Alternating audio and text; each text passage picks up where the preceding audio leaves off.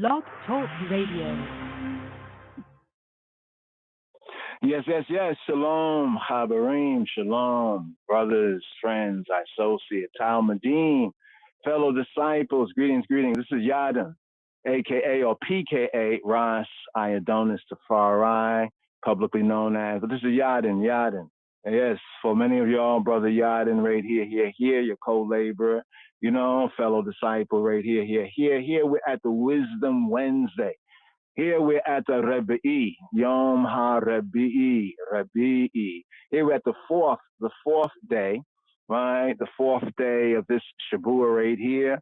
Also in the 10 days, the 10 days of Or, the 10 days, the Yamiםnorאים, right? The Asareta Yemei Teshuvah.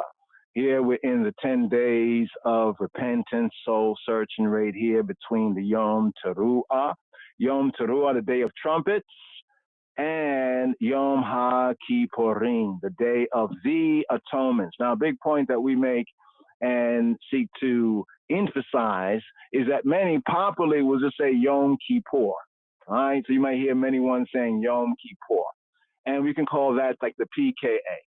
That's like publicly known as. It's publicly known as. But then when we study HaTorah, and studying the Torah, we find it says knowing the truth for yourself, that it's really HaKippurim, right? Some may say, oh, that's just semantics. Well, Sem in semantics relate to Shem, right? In Semitic or Shemitic. It has to do with the name, what's in the name, right? Or what's in the noun. The same word in the Hebrew Shem for name is also for a noun. So as we start to understand these things, was a noun, person, places, and things. So are persons, places, and things significant? Well, yes, they are. So right here. First of all, I'd like to heal up, Zion. Yes, war child, and the reasoning, for nut job out there, But anyway, we're going to get into the details, but it's defending, the teaching of His Majesty. Give thanks, Zion War Child, being on those front lines right there, some of the debate scenes right there. Because we have to bear witness, right, in the King of Kings, right, in the King of Kings, in the way, truth, and life of the King of Kings, Christ, right, Robeinu, Adonenu, Yeshua, HaMoshiach. So right here, in the new name, precious name, yes, new name, Rastafari. So first things first, we're prepping, right? Prepping here. We used to say like in the first of the feast, you say prepping for Pesach or Passover in the week or so leading up to Passover, 2 weeks leading up to Pesach. But here we're at the end of the year, right? So here we are prepping for Yom HaKippurim, the Day of the Atonement. So what does it mean, Chaverim? Why is it significant? And if we are in Moshiach, as I called, chosen, and faithful Rastafari and the King of Kings Christ, how should, even the question might be, should we observe this? In what way we should observe this, but also in what way or ways we should not observe it. Now, I have an audible here, I'd like to bring on this audible right here, right? It is about how other Jews, right, those called Jews, we're not going to waste time with all that, with the synagogue of Satan and everything. Well, what is the synagogue of Satan? You think it was waiting for 740 AD to come into effect? No, it was already in effect. Although any Yehudi, right, who says they're Yehudi or even an Israelite that denies the Moshiach, right, then qualified as a synagogue of Satan, or like a church of Satan. To say synagogue of Satan back in the days was like saying church of Satan. Right, and Satan means the adversary, right? The adversary, the enemy, because as the enemy, even in the scripture says they're enemies, right? Of the gospel, what I mean? But they are beloved because the patriarch, because they're our people. So physically, by whose blood? By whose blood? Because blood is a symbol of life. So let's say this another way: by whose life? So here we're going to bring forward, hopefully, a kind of an older audible reasoning, but I think one will find it interesting because some of these things are what's going on nowadays, and we see them, and we're going to see them. It depends on where we're at and where other Yehudi or other, self-professed Jews are. But this is on, well, here's the title of it. It's an oldie but goodie, right? White Jews, right? Yom Kippur chicken. We're going to talk about the chicken atonement. The chicken atonement, a.k.a. the order, what they call the Kippurot, the Kippurot. It was a reason that we had some years ago, because when we started to observe these things, of course, others and even ourselves, started to ask some questions. Do we do it like some of the European Hasidic Jews? Because we are Hasid too, but we're not European. But like some of the European Hasidic Jews, where they take the chicken, twirl around their heads, and do these different things. And if you're here in New York, you probably over the years have seen some very interesting, sights and sounds. But first things first, right here, brothers and sisters, here we're still in this Shabua, right? In this week, in this time right here, this is the fourth day, the middle of the week. Remember, Daniel's prophecy says, right? This is how we know when, Yeshua, was hung, right? Or they say crucified, right? On the tree of his cross. The cross was the cross beam of wood that was attached to a tree, a significant tree that was in a spot they call the place of the skull, or in the Hebrew, or more maybe Aramaic, right? Golgotha, right? So right here, the fourth day of the week, we have a psalm. We have Psalm 94, right? Psalm 94. Zion, watch out. Yes, I hope that listening right here, and the other brothers as well, because many brothers are taking this like to the front line, and sisters taking to the front line, because we're called to testify, right? To testify. And I, as a new name, we testify to the Rastafari, right? PKA, or publicly known as Kadamawi Haile Selassie.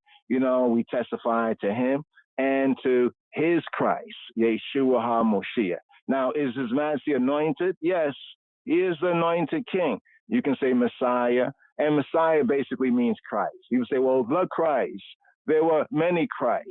But see, we're not saying this to take away from the Christ, but to put things in the proper order, right? We need to ask, why is he the, right? Why do we emphasize the Christ? Because he's the Christ of the ancient prophecy, right? That goes all the way, so-called, back to the Gan Ba'Eden, right? To the Garden of Eden, the anointed. But we have the first Christ in the scripture, right? Or the first anointed in the scripture. In fact, we're going to go through this. But first thing, let's write up the Psalms. Let's get some things together right here so we can make some presentation, so that ones and ones can kind of follow along, see the scripture, hopefully take some notes as well. Right here. Here we're going to pick up with Psalm 94. Right, Psalm 94. What it says, who will rise up for me? Right. I know this is one of Sonetta's favorite verses right here.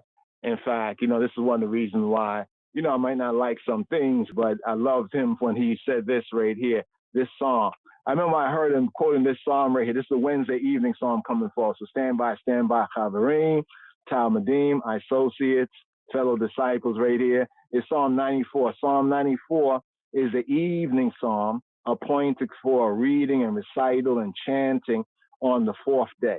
Right, the fourth day. So here we know that Wednesday is the fourth day of the Shabua right here, the fourth day of the week, right? But here we ride up with this psalm right here, Psalm 94.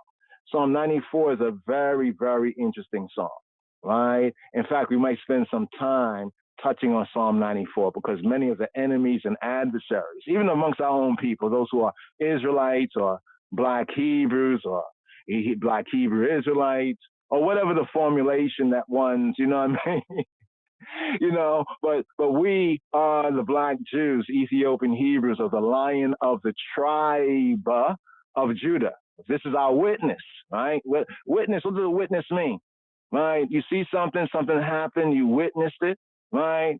Your witness may not be exactly the same as the next one's witness, but the whole point, did you see something, right? Did you witness something? And are you giving a faithful testimony, right, to what you witness? A lot of ones are trying to slander, I Rastafari, trying to slander Kadamawi Haile Selassie. You know what they're doing? They're basically regurgitating other people's attempted slanders. You know what I mean? But they're not really good witnesses. That's hearsay. In court, that will be hearsay, because they haven't really studied to shoot, right, themselves approved. So Psalm 94, Here, Psalm 94, describing some of the scripts right here, just to kind of put this into context, right? Into context. Because people be quoting scriptures, dropping verses, but they don't have the context. And even when they put them out there, you know, they're not in context. And this turns a lot of people off, even to the way, the truth, and the life. Right? Because they figure like, well, you've been talking about this Bible thing, Israelite thing all this time. You know what I mean? But, you know, what you're saying is not really in the context of scripture, right? This here is in the context of what we're speaking about here. Plea for divine judgment. The theme of Psalm 94 is a plea, right, for divine judgment, right? It's the Wednesday evening psalm, right? Going all the way back to the 1st century and before time. So one who thinks like, well, oh, you're doing this because the white Jews are doing it. Something that the European Jews are doing, you should be doing because before them, our people were doing it. Did you know that? Did you know that? See, so we have to study, as the word says, to shew ourselves approved, right? What's the verse right here? Right? Who will rise up for me against the evildoers? Who will stand up for I and I? Ani wa ani va ani, I and I, against the workers of iniquity, the workers of moral perversity, right? Slander, right? Slander is a vice. Please check out the Psalms in this Shabu is very interesting here in this season. We have Psalm 49, right, for the second. You know what I mean? For the second day, aka Monday, we have Psalm 101, according to the royal order, the daily psalms. So make a distinction between the evening psalms are fixed. The evening psalms are fixed. And here's how we know the evening psalms that even are observed by even many of the European Torah observant and other Yehudi are accurate, right? And the history is also accurate that these were the psalms that the priests and the Levites chanted in the temple of Jerusalem, right? Psalm 94, these psalms are the very same psalms, right, that the Israelites of Ethiopia, right, and even amongst the Orthodox Church, the true church and the professing church, also have documented for the evening psalms, right? The difference we have is the daily psalms, right? I haven't found these particular daily psalms in this order. So based on the evening psalms, they're the same as Torah observant Jews practice and chant. They also go back to 1st century time, the time of the Moshe Yeshua, and they also are testified by the Israelites of Ethiopia that has a different tribe. So where two ones have a different tribe, claiming to be the same thing, where they agree and they both point to an older origin, we can be on the safe side that there's some validity to it, unless there's information, right, credible to dismiss it. So I'm putting all of this forward to ones and ones so ones can understand, right? You know, we don't have to deal with magic, so to speak, when we got the truth. You know what I'm saying? So this is a plea for divine judgment, right? Plea for divine judgment, Psalm 94, verse 16, right? Zion, right? You know, the sons and the daughters of Zion. You know, take note. Who will rise up for me, for I and I, ani va ani, against the evildoers, right? Now, what is Psalm 94 all about, right? Psalm 94, we're going to go into a little teaching right here. Let's do a little teaching here. But first things first, so we can have the live screen, the on-screen, you know, accompaniment, here, a plain chant of Psalm 94. Become familiar with it if you're not already, and refamiliarize yourself if you are already. Shema Yisrael, Psalm 94. Already. O Lord God, to whom vengeance belongeth, O God, to whom vengeance belongeth, show thyself. Lift up thyself, thou judge of the earth, render a reward to the proud. Lord, how long shall the wicked triumph? How long shall they utter and speak hard things, and all the workers?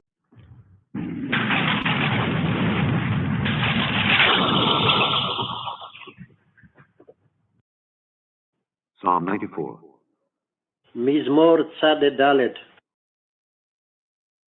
O Lord. Here. Let's come to the Hebrew highlights right here. All right, right here. Version 2. Psalm 94. Mizmor Tzad Dalet. O Lord God, to whom vengeance belongeth, vengeance belongeth, vengeance belongeth, vengeance belongeth. El nekamot Adonai, Adonai, Adonai, Adonai. O God, to whom vengeance belongeth, show thyself, show thyself, show thyself, show thyself. El nekamot Hofia, Hofia, Hofia, Hofia. Lift up thyself, thou judge of the earth, judge of the earth, judge of the earth. Hinnase shofet haaretz, shofet haaretz, haaretz, haaretz. Render a reward to the proud, to the proud, to the proud. Hashev gemul al geim, al geim, al geim, al geim. Lord, how long shall the wicked, shall the wicked, shall the wicked, shall the Ad matai reshaim Adonai, Adonai, Adonai, Adonai, Adonai. how long shall the wicked triumph, triumph, triumph, triumph? Ad matai reshaim ya'alozu, ya'alozu, ya'alozu, ya'alozu, ya'alozu. How long shall they utter and speak hard things, hard things, hard things? Yabbi'u yedabberu atak, atak, atak, atak, atak. And all the workers of iniquity boast themselves, boast themselves, boast themselves, boast themselves. Yit'ammeru kol po'ale haben, haben, haben, haben, haben, haben, haben, haben, haben. They break in pieces thy people, O Lord, and afflict thine heritage. They slay the widow and the stranger, and murder the fatherless. Yet they say, the Lord shall not see, neither shall the God of Jacob regard it. Understand, ye brutish among the people, and ye fools, when will ye be wise? He that planted the ear, shall he not hear? He that formed the eye, shall he not see? He that chastiseth the heathen, shall not he correct? He that teacheth man knowledge, shall not he know? The Lord knoweth the thoughts of man, that they are vanity. Blessed is the man whom thou chastenest, O Lord, and teachest him out of thy law, that thou mayest give him rest from the days of adversity, until the pit be digged for the wicked. For the Lord will not cast off his people, neither will he forsake his inheritance. But judgment shall return unto righteousness, and all the upright in heart shall follow it. Who will rise up for me against the evildoers? Or who will stand up for me against the workers of iniquity? Unless the Lord had been my help, my soul had almost dwelt in silence. When I said, my foot slippeth, thy mercy, O Lord, held me up. In the multitude of my thoughts within me, thy comforts delight my soul. Shall the throne of iniquity have fellowship with thee, which frameth mischief by a law? They gather themselves together against the soul of the righteous, and condemn the innocent blood. But the Lord is my defense, and my God is the rock of my refuge. And he shall bring upon them their own iniquity, and shall cut them off in their own wickedness. Yea, the Lord our God shall cut them off. Yeah. Just let them be cut off for a moment. Okay, so rise up the chant, here.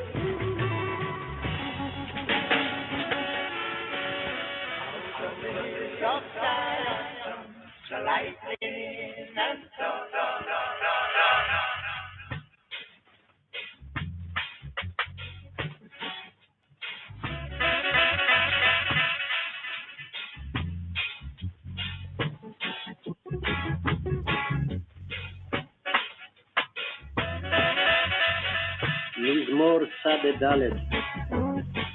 אל נקמות אדוני, אל נקמות הופיע, הנשא שופט הארץ, השב גמול על גאים. עד מתי רשעים אדוני, עד מתי רשעים יעלוזו, יביעו ידברו עתק, יתאמרו כל פועלי אבן.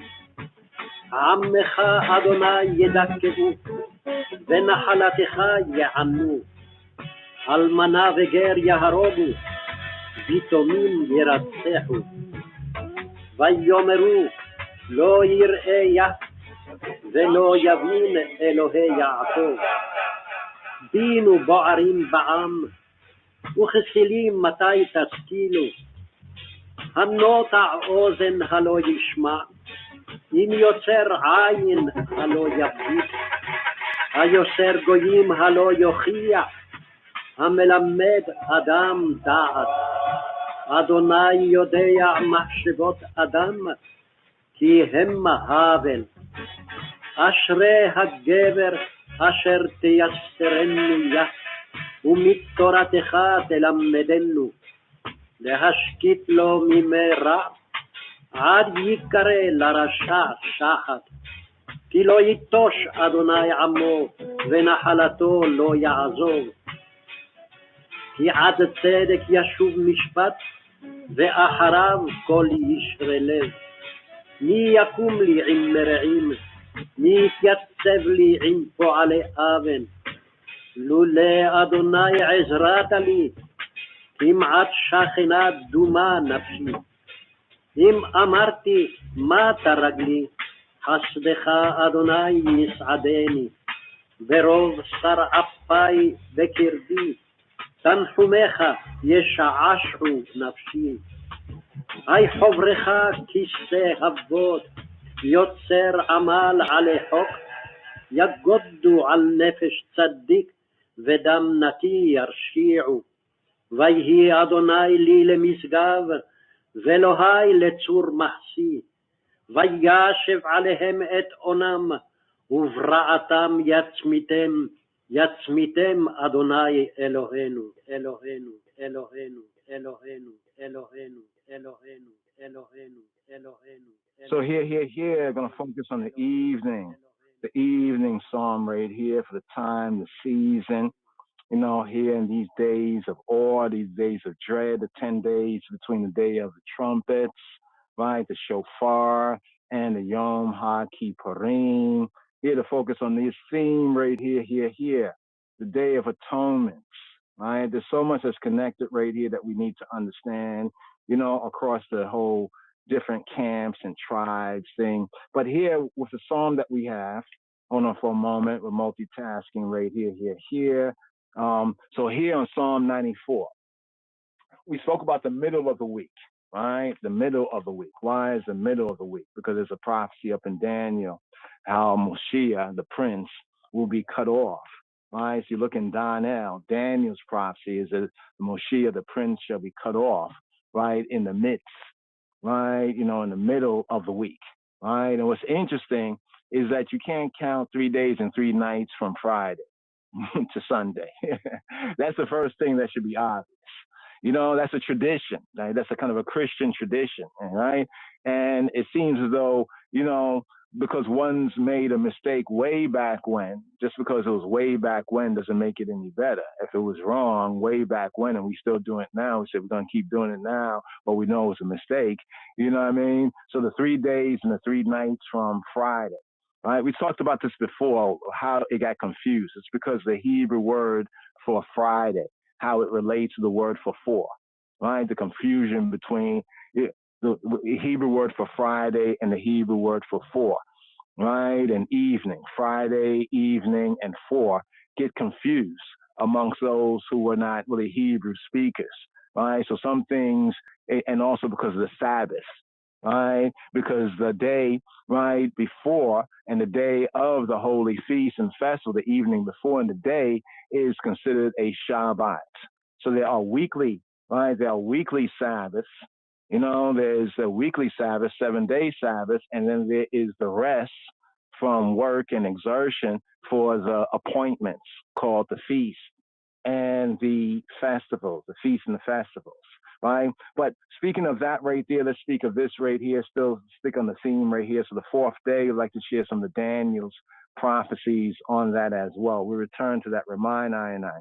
Here we have a plea for divine judgment in Psalm 94, right? A plea for divine judgment. El Nikamot Yahuwah, El Nikamot Hophia,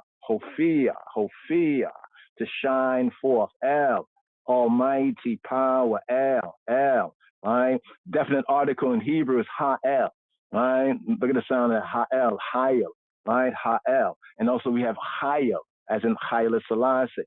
Some of these little slick ass guys out there, the Israelites that are spoken about in Psalm 94, they like to spell like Halai or Halai. That's the Halai, right? Like they don't know Haile clearly. You see it written everywhere, Haile.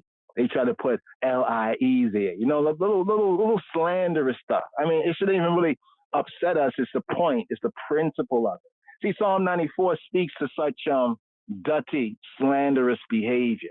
It speaks to that.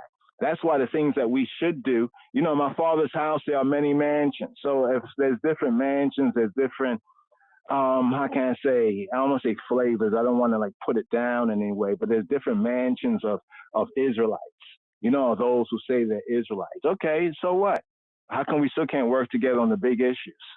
Right? You know, it's because there's other things. We need divine judgment, right? Divine judgment. Either you're right, right, and I'm right, or you're right and I'm wrong, or I'm wrong and you're right, right? But there's some way we must be able to decide this, right? Outside of, you know, flesh, personal feelings and everything like that, emotions and feelings. See, we have to put those things on the altar. We have to bund those things. You know what I mean? Bund those things. So here we have Psalm 94, plea for divine judgment. The tone, the style, and matter of this psalm needs more Sadai Dalet. Sadai Dalet, Psalm 94. It contrasts sharply with the preceding and succeeding psalms. Right? We can go to some of the details of this because the psalm after is Psalm 94. I mean, Psalm 94 is Psalm 95, and Psalm 95 to Psalm 99. Plus Psalm 29 is the Kabbalat Shabbat Psalms. Those 6 psalms for the 6 days of the week as we prep the evening for the Shabbat day, right? According to the ancient tribe right there. And then we also have the psalms before 94, right? We have the Friday evening psalm, Psalm 93, right? Speaking about the glories and the reign of Yahweh as king, even as King of Kings. Then we have Psalm 92. Psalm 92 is a Shabbat psalm. So those psalms are more psalms that call like for kind of a joyous, right? A joyous, generally speaking, engagement. But Psalm 94, right, almost in the middle of the 90 psalms, is a very interesting psalm. So in other words, if you read all the 90 psalms, the psalms of the 90 psalms, if you read them and you go through and you receive the spirit of the word, you'll see that Psalm 94 is like a difference, like, man, this is hot. This is like, what is it like?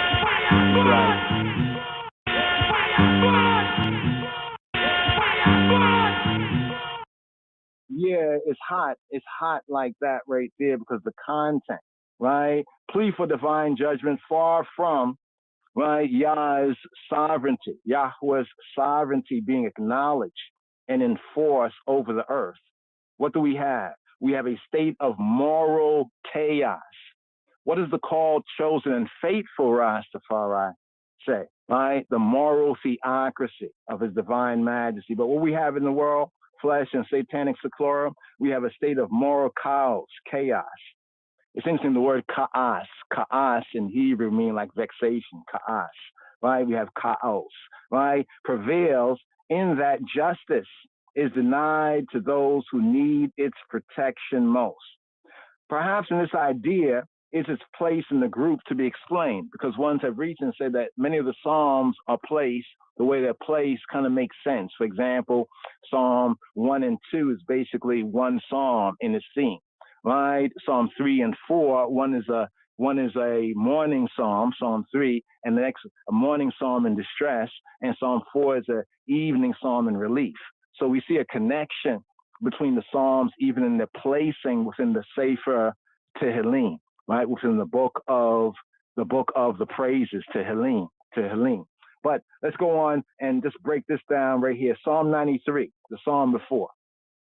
What does Psalm 93, XCII, deal with, right? It's Adai Gimel. It proclaims an ideal. So in Psalm 93, if you just peruse, it's little but talo, it's small, but it's very great, right? Psalm 93 proclaims an ideal, right? That template, you know, that pattern, the model, the ideal. This psalm, right? The evening psalm here, right? Needs more Adai Dalet, Psalm 94, right?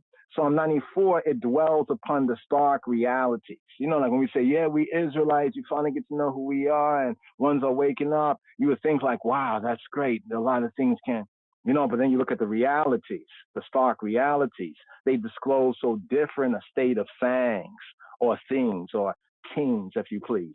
The following Psalms, the Psalms after Psalm 94, right, 95 to say 99, they resume the joyful note. There's a joyful note that is resumed because of unshakable assurance, always faithful, always sure, in the ultimate realization of the ideal. So what is the ideal? The Rastafari of all Rastafari, the Rastafari, right? PKA, right? Publicly known as Kedamawi Haile Selassie. I have to focus on the right, anointing and coronation. You know, we have to go to the roots, right? To the roots, right? To the roots. The realization of the ideal is the triumph of good over evil. When we say good over evil, even Ayabingi, Nayabingi, B and Nigi notes, right? On Bingi note, on the strings, on the harps. Even Nayabingi says death to what? Black and white down presses, non-partial, right? So this psalm, many of the psalms speak to like the enemies of other nations, the Goyim, but many of the psalms also speak to the enemies amongst our own people. The enemies amongst Israelites, right? I mean, look how the kingdom got split between the Judahites in the south. That's where we get the Yehudi, and later on the true Jews, even we, the black Jews. And then we have the 10 tribes. The 10 tribes. Everybody's an Israelite, right? Everybody's an Israelite. Well, we as Judahites are Israelites, but we're repping the tribe of Judah, right? Yehuda. Even Yeshua said that, you know, you worship that which you know not. We know what we worship for salvations of the Jews. Does that bother you? It probably bothers some because you may have a misunderstanding of what and who is a Jew, right? Yehuda, right? We're speaking about the tribe of Judah, right? So here in today's psalm, we have to ask a few questions, or at least the psalm before us right here. We have to ask a few questions, right?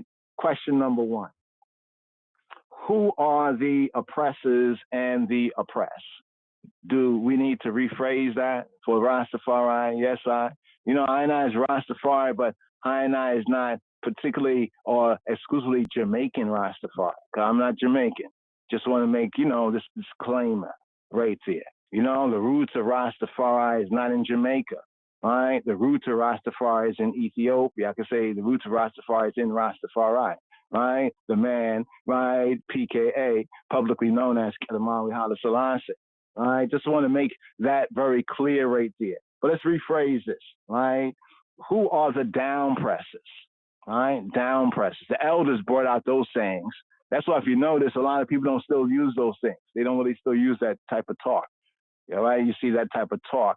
Remind me of the Pharisees. The Pharisees started out as really zealous about things of the law and the true things. And then by the time of the Moshiach, it became like sold out, so to speak, right? Who are the down presses, right? And the down press, right? According to Mizmor Sadai Dalet. Who are the down presses, right? And who are the down press in this psalm? This psalm that says, oh Yahweh, Jehovah, thou El, almighty power, El, to whom vengeance belongeth. Thou El, to whom vengeance belongeth. Right? Shine forth. Everybody talk about, well, vengeance is mine, says the Lord. Okay. But this is a chant here for this middle of the week, right? This fourth day of the Shabuah. The same day Daniel's prophecy says Messiah will be cut off in the what? In the midst of the week, right? So who are the down presses and the down press? In Yeshua, Robeinu's time, who were the down presses and the down press? Right? Some will say, well, the down presses were the Romans, right? And the down press were the Judahites. That is true. That is true. But when the Moshiach, right, when Yeshua came of age, who were the down presses and the down press? Right? Right? Well, the down presses were the fellow Jews, the fellow so-called religious folks. Like for I, called chosen and faithful Rastafari, the down presses are our other Israelite. Many, not all, but many of the anti-Israelites of Ethiopia camps and factions. In the down press, called chosen and faithful Rastafari, Royal Order of the Ethiopian Hebrews. Now, according to one, Targum, right? Targum is like an interpretation, Targum, right? It's foreign nations. Some look at Psalm 94 and say, no, Yadin, you're wrong about that, right? Lo Nahun, that's not Nakon, not correct. right? They say that, well, it's foreign nations. It's foreign nations are the down pressers who are acting ruthlessly against Israel, right? But I and others, we hold to the interpretation of this psalm and the application, especially here, right, in this time, in this season, that it's lawless, it's Torah-less, right? Lawless Israelites. Now, when we say the Torah-less, it's not that they don't say Torah, Torah, Torah, Torah, Torah, Torah, Torah, Torah, Torah. You know what I mean? They say Torah all the time. You know, they Torah this, they Torah that, you know, so forth and so on, right? But they are really lawless, right? Torah-less, right? For example, were the scribes and Pharisees, were they Torah-full or they were Torah-less? Who was Torah-full, right? According to the true Torah, it's Moshe, Yeshua, right? And those in the same truth, right? You know what I mean? If one is with the Messiah, they're with Messiah, right? That means that they're with the Torah, the true Torah. Give us the teaching of his majesty, because we don't want no devil's philosophy.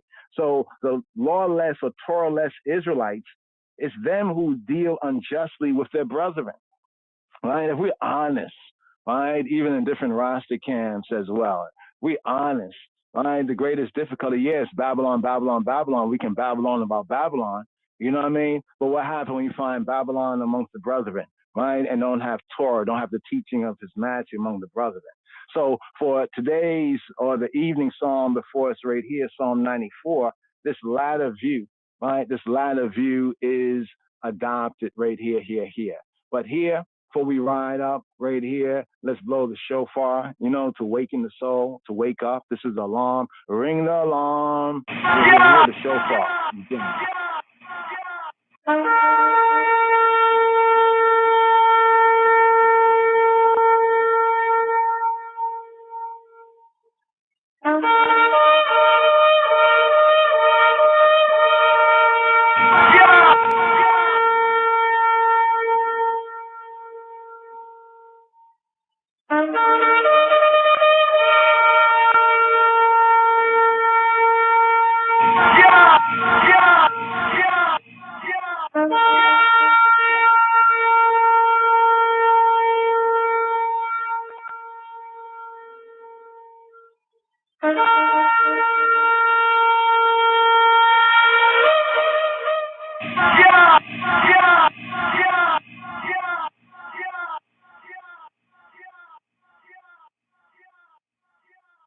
Let's touch on Daniel for a moment. Daniel. We're going to touch on Daniel's prophecy. But here, you could say an olive branch, you know, to our fellow Israelites, you know, of the other camps right here, you know, an olive branch right here. Here, the Prince of Reggae, right? Dennis Brown right here with children of Israel. Children of Israel. Check this tune right here out. All right, what Babylon feel like? I Rastafari Israelite. Hail up, army. Get the army ready. Army Gideon. Yes, I Rash on that side. Hail up, here. Children of Israel. Well, yeah. Ooh, children of Israel, take heed and listen to the words of a prophet. The wages of sin is death. Now the gift of Jah is eternal life. The truth is a fact, and we all know that. So there's no need to build no strife while there is life against your brothers or sisters or your enemy. There is the book of knowledge, yeah. It's there for those who want to learn. True, yeah. Children of Israel, keep listening, yeah. They say the other half has not yet been told. Has not yet been told. Has not yet been told. Yeah, well, yeah.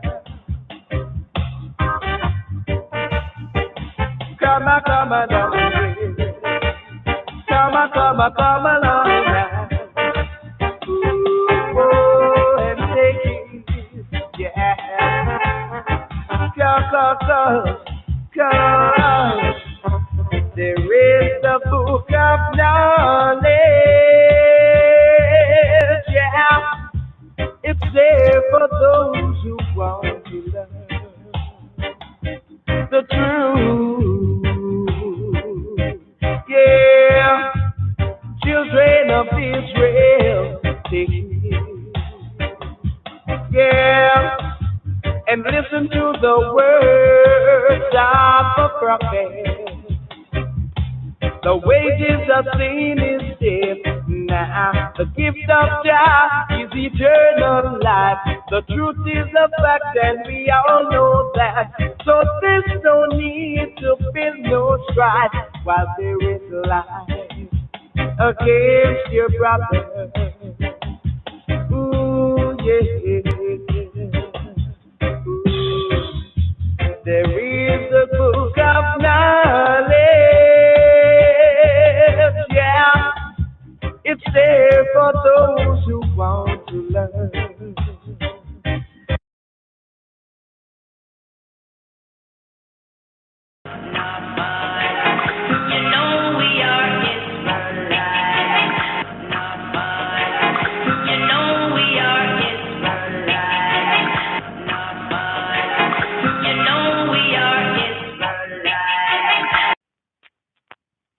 Daniel prophecy. Check it. Rastafari. The people shall rejoice, sing Selassie, and the earth shall be healed. Hey. The earth shall see. The love upon his stone where you conquer the Chapter 7. In the first year of Belshazzar, king of Babylon, Daniel had a dream and visions of his head on his bed. Then he wrote the dream and told the sum of the matter. Daniel spake and said, I saw in my vision by night, and behold, the four winds of the heavens strove upon the great sea. And four great beasts came up from the sea, diverse one from another. The first was like a lion, and had eagle's wings. I beheld till the wings thereof were plucked, and it was lifted up from the earth, and made stand upon the feet as a man. And a man's heart was given to it. And behold, another beast, a second, like to a bear. And it raised up itself on one side, and it had 3 ribs in the mouth of it between the teeth of it. And they said thus unto it, Arise, devour much flesh. After this I beheld, and lo, another like a leopard, which had upon the back of it 4 wings of a fowl. The beast had also 4 heads, and dominion was given to it. After this I saw in the night vision, and behold, a 4th beast, dreadful and terrible, and strong exceedingly. And it had great iron teeth, devoured and brake in pieces, and stamped the residue with the feet of it. And it was diverse from all the beasts that were before it. It had 10 horns. I considered the horns, and behold, there came up among them another little horn, before whom there were 3 of the first horns plucked up by the roots. And behold, in this horn were eyes, like the eyes of man, and a mouth, speaking great things. I beheld till the thrones were cast down, and the Ancient of Days did sit, whose garment was white as snow, and the hair of his head like the pure wool. His throne was like the fiery flame, and his wheels as burning fire. A fiery stream issued and came forth from before him. 1,000,000 ministered unto him, and 10,000 times 10,000 stood before him. The judgment was set, and the books were opened. I beheld then, because of the voice of the great words which the horn spake, I beheld even till the beast was slain, and his body destroyed, and given to the burning flame. As concerning the rest of the beasts, they had their dominion taken away, yet their lives were prolonged for a season and time. I saw in the night visions, and behold, one like the Son of Man came with the clouds of heaven, and came to the Ancient of Days, and they brought him near before him. And there was given him dominion and glory and a kingdom, that all people, nations, and languages should serve him. His dominion is an everlasting dominion, which shall not pass away, and his kingdom that which shall not be destroyed. I, Daniel, was grieved in my spirit in the midst of my body, and the visions of my head troubled me. I came near unto one of them that stood by, and asked him the truth of all this. So he told me, and made me know the interpretation of the things. These great beasts, which are four kings which shall arise out of the earth. But the saints of the Most High shall take the kingdom and possess the kingdom forever, even forever and ever. Then I would know the truth of the fourth beast, which was diverse from all the others. A fiery stream issued and came forth from the fourth. Fiery stream, fiery stream, fiery stream, fiery stream.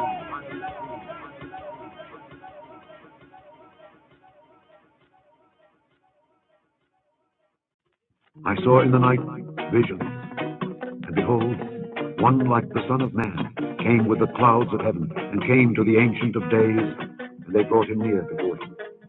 And there was given him dominion and glory and a kingdom, that all people, nations, and languages should serve. His dominion is an everlasting dominion, which shall not pass away, and his kingdom that which shall not be destroyed. I, Daniel, was grieved in my spirit in the midst of my body, and the visions of my head troubled me. I came near unto one of them that stood by, and asked him the truth of all this. So he told me, and made me know the interpretation of the things.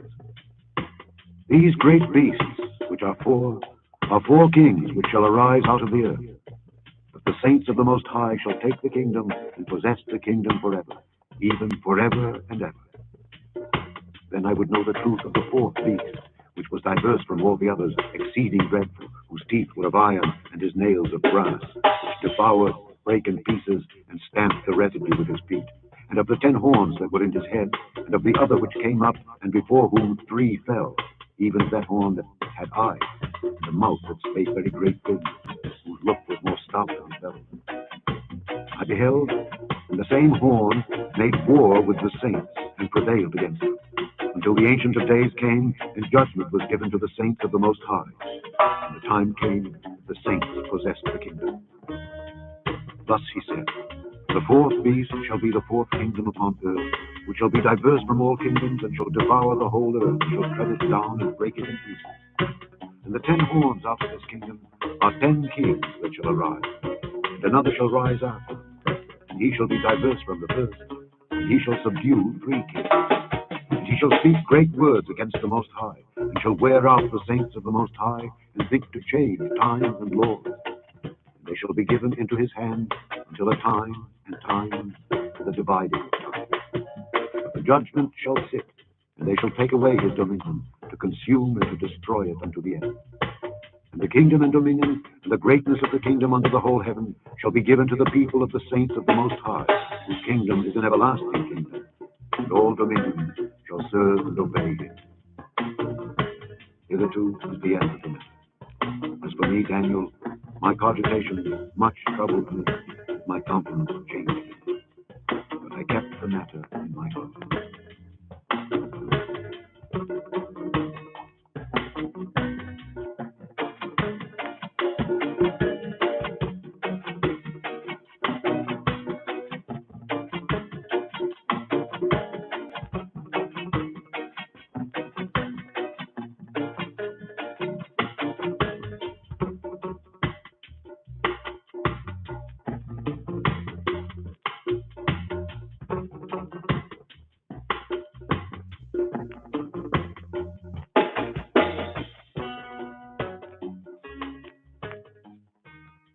Yeah. That's a 2 for right here. Here's a 3 for here. We're going through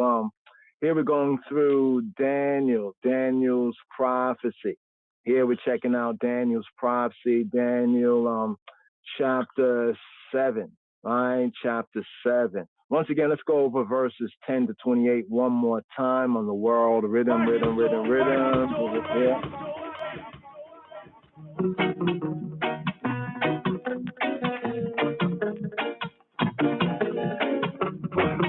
A fiery stream issued and came forth from before him. A fiery stream, a fiery stream, a fiery stream, a fiery stream, a fiery stream, a fiery stream, a fiery stream issued and came forth from before him. Fire. A fiery stream issued and came forth from before him. Fire. A fiery stream issued and came forth from before him. 1,000 ministered unto him, and 10,000 times 10,000 stood before him. The judgment was set, and the books were opened. I beheld then, because of the voice of the great words which the horns spake, I beheld even till the beast was slain, and his body destroyed, and given to the burning flame. As concerning the rest of the beasts, they had their dominion taken away, yet their lives were prolonged for a season and time. I saw in the night visions, and behold, one like the Son of Man came with the clouds of heaven, and came to the Ancient of Days, and they brought him near before him. And there was given him dominion and glory and a kingdom, that all people, nations, and languages should serve him. His dominion is an everlasting dominion, which shall not pass away, and his kingdom that which shall not be destroyed. I, Daniel, was grieved in my spirit in the midst of my body, and the visions of my head troubled me. I came near unto one of them that stood by, and asked him the truth of all this. So he told me, and made me know the interpretation of the thing. These great beasts, which are four kings which shall arise out of the earth. The saints of the Most High shall take the kingdom, and possess the kingdom forever, even forever and ever. Then I would know the truth of the fourth beast, which was diverse from all the others, exceeding dreadful, whose teeth were of iron, and his nails of brass, which devoured, brake in pieces, and stamped the residue with his feet. And of the 10 horns that were in his head, and of the other which came up, and before whom 3 fell, even of that horn that had eyes, and a mouth that spake very great things, whose look was more stout than stone. I beheld, and the same horn made war with the saints, and prevailed against them, until the Ancient of Days came, and judgment was given to the saints of the Most High. And the time came, the saints possessed the kingdom. Thus he said, the fourth beast shall be the fourth kingdom upon earth, and shall be diverse from all kingdoms, and shall devour the whole earth, and shall tread it down, and break it in pieces. And the 10 horns out of this kingdom are 10 kings that shall arise, and another shall rise after them, and he shall be diverse from the first, and he shall subdue 3 kings. And he shall speak great words against the Most High, and shall wear out the saints of the Most High, and think to change times and laws. They shall be given into his hand until a time, and the dividing of time.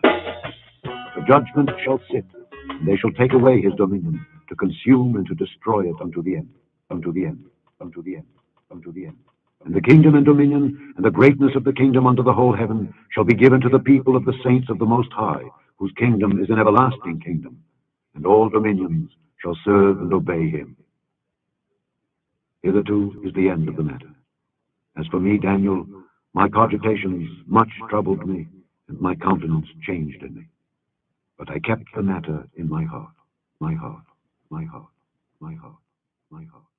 Hard to call, Zion, warring, rise up and chant. Oh, Zion, yeah.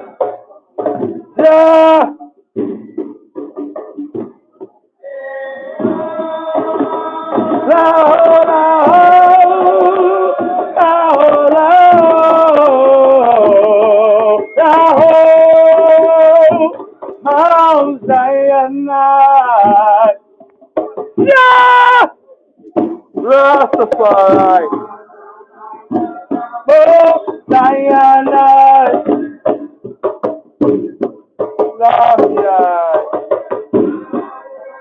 we look at top,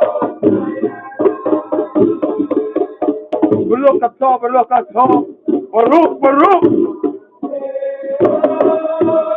Mama now, Eloheinu Elona Khan, Shah, Yahweh Bashem, Yahweh Shabbat, Rastafari, Shah!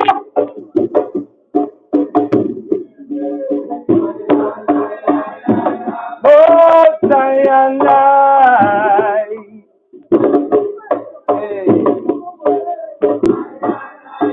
Shalom, oh, Zion,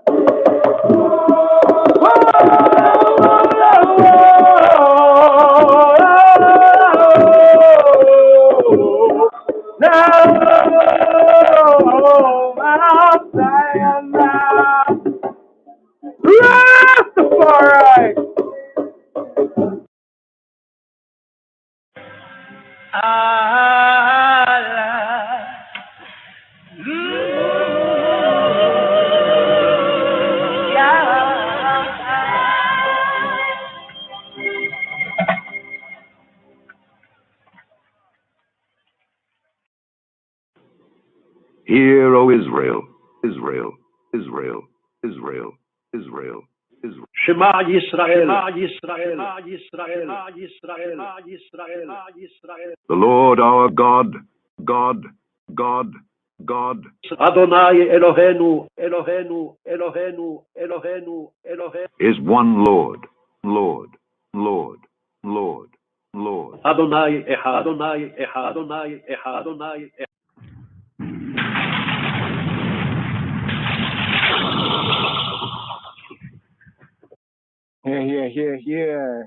Here.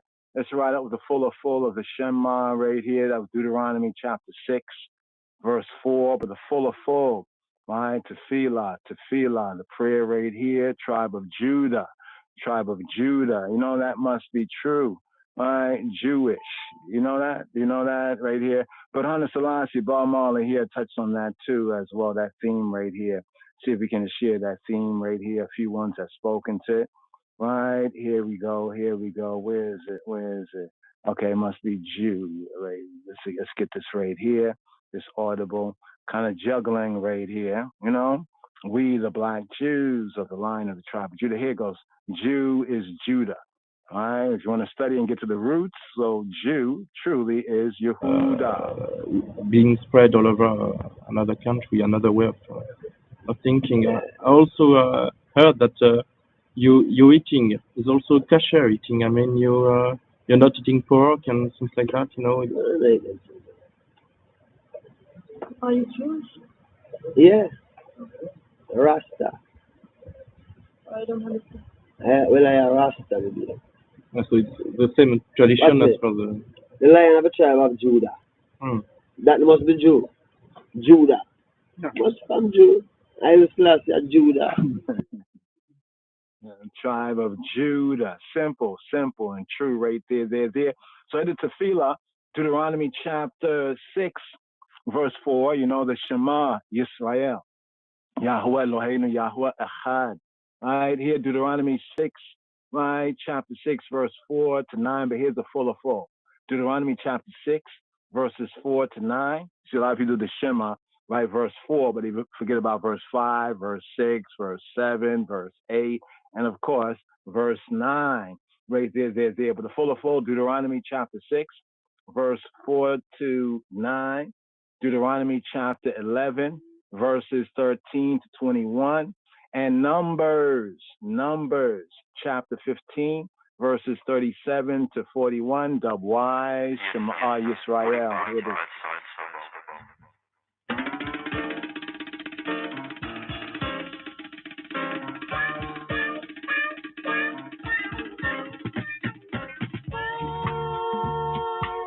Hear, O Israel, Israel, Israel, Israel, Israel, Israel. Shema Yisrael, Yisrael, Yisrael, Yisrael, Yisrael.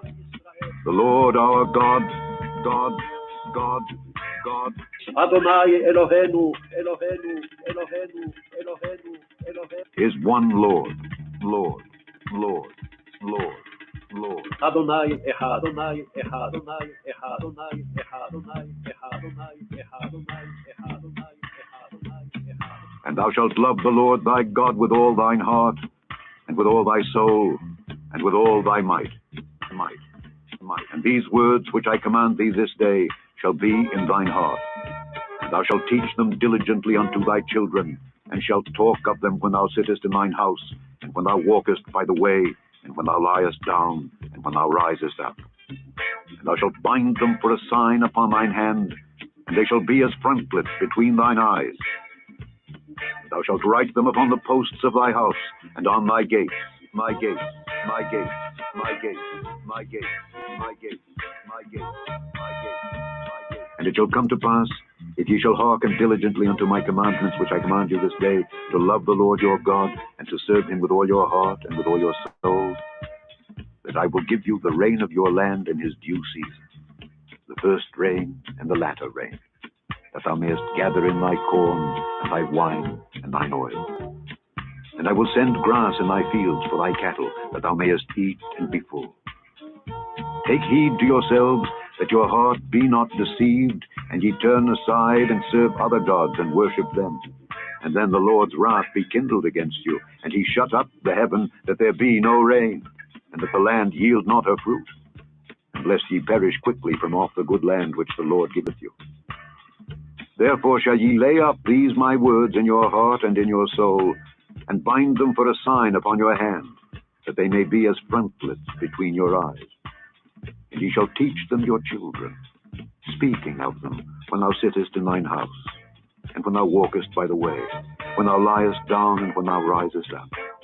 And thou shalt write them upon the doorposts of thine house and upon thy gates, that your days may be multiplied, and the days of your children, in the land which the Lord sware unto your fathers to give them, as the days of heaven upon the earth, upon the earth, upon the earth, upon the earth.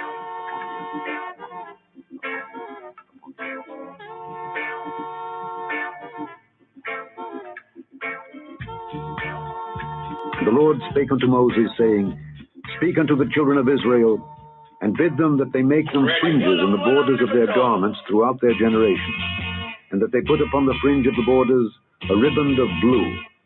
And it shall be unto you for a fringe, that ye may look upon it, and remember all the commandments of the Lord, and do them.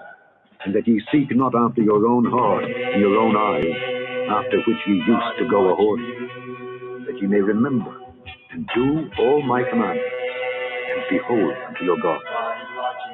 I am the Lord your God, which brought you out of the land of Egypt to be your God. I am the Lord your God, your God, your God, your God.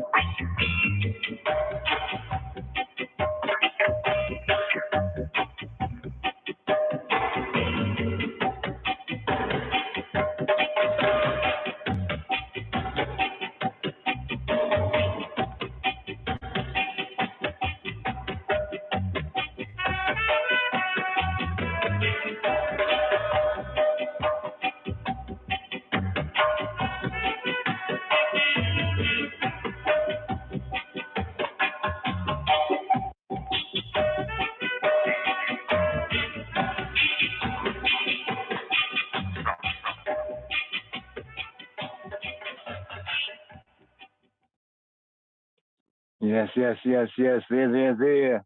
The full of the Shema, the Shema. Yes, I. Shema Yisrael, the full right there. There. Here, let's hear from the Queen Makeda, Malka Makeda, and King, Elder King right there, Melchizedek right here with the Shema. Shema Yisrael. That was a full right there, as we said. Most of us will, say the Shema, just the first word right there, but it's important that the full, right, of that word of commandment, Deuteronomy chapter 6, verse 4, right? Verse 4 to verse 9. Verse 4 to verse 9. You know, the full right there. Here. Queen Makeda. Let's bring it up right here. Shema Yisrael. Yes, I. Shema Yisrael. Okay, here we go. Shema Yisrael.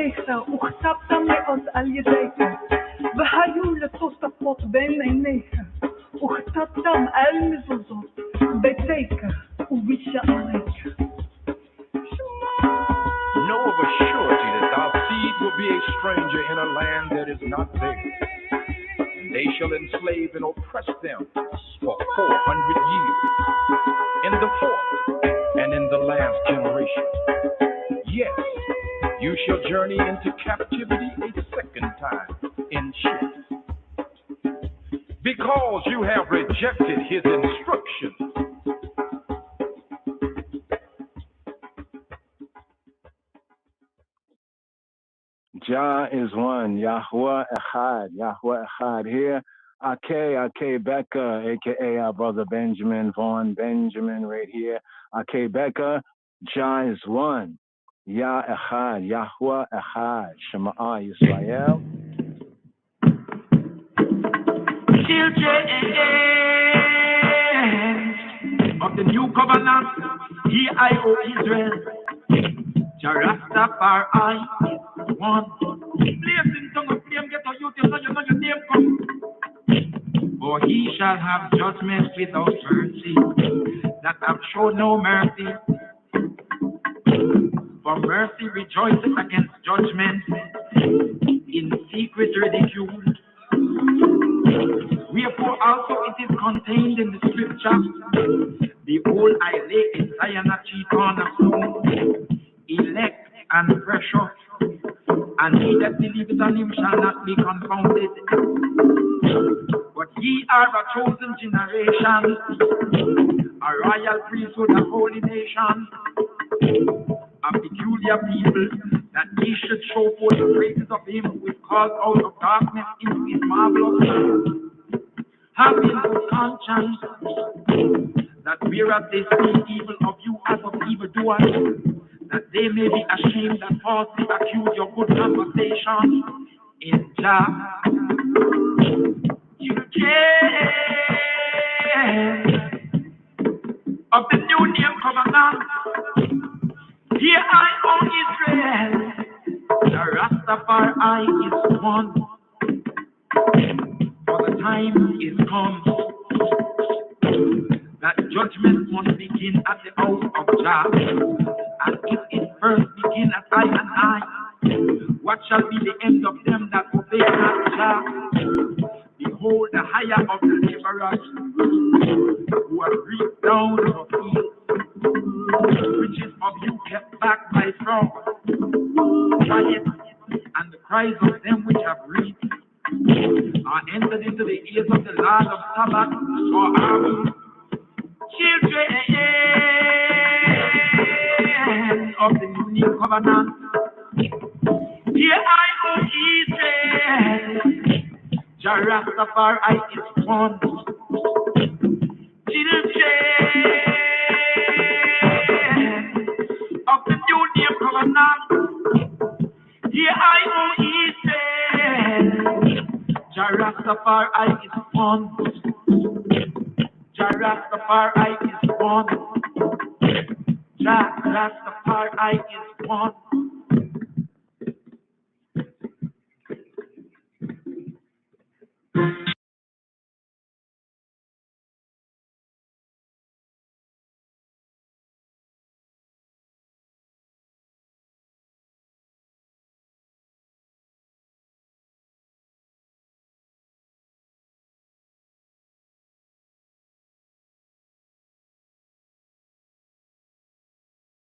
Yes. Yahweh Echad. So I know that's another reason we need to have Echad. What is the true meaning of Echad? You know, we look at it from an English Western Gentile perspective. We need to have that reasoning on the true Trinity, or the Hebrew, right? The Hebrew Trinity, the concept, the idea that still manifests and bear witness. If one's really understood the Hebrew, even that phrase, Shema Yisrael, Yahweh Eloheinu, Yahweh Echad, one can understand, you know, the true Trinity. But that's another reason. Let's put that on the, you know, on the to-do. That's the reason. I think a sister had came in the chat and I was brought to I and I attention. Didn't get to fully really respond to her, but we're going to respond to the subject matter as well. But right here in this time, in this season right here. O Lord, open thou my lips, my lips, my lips, my lips. Adonai shefatai tiftach, tiftach, tiftach, tiftach, tiftach. And my mouth shall show forth thy praise, thy praise, thy praise, thy praise, thy praise, thy praise. Ufi yagit tehillatecha, tehillatecha, tehillatecha, tehillatecha, tehillatecha, tehillatecha. For thou desirest not sacrifice, not sacrifice, not sacrifice, not sacrifice, not sacrifice, not sacrifice, not sacrifice. That's the opening word of the ancient standing prayer, Judaic, Hebraic, tribe of Judah standing prayer, what we know as the Amidah. The Amidah, the standing, from Ahmad. Ahmad in Hebrew to stand, the Amidah, standing.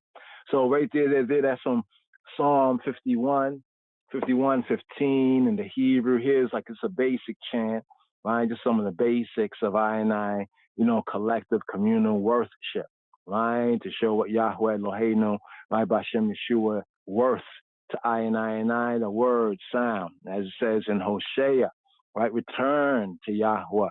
Right, O Israel, bring a few words, right? Bring a few words. So we will offer the calves, not the debtors calves. You know, the calves is like the little baby of the bovine animals. But no, right here, the calves of I and I lips.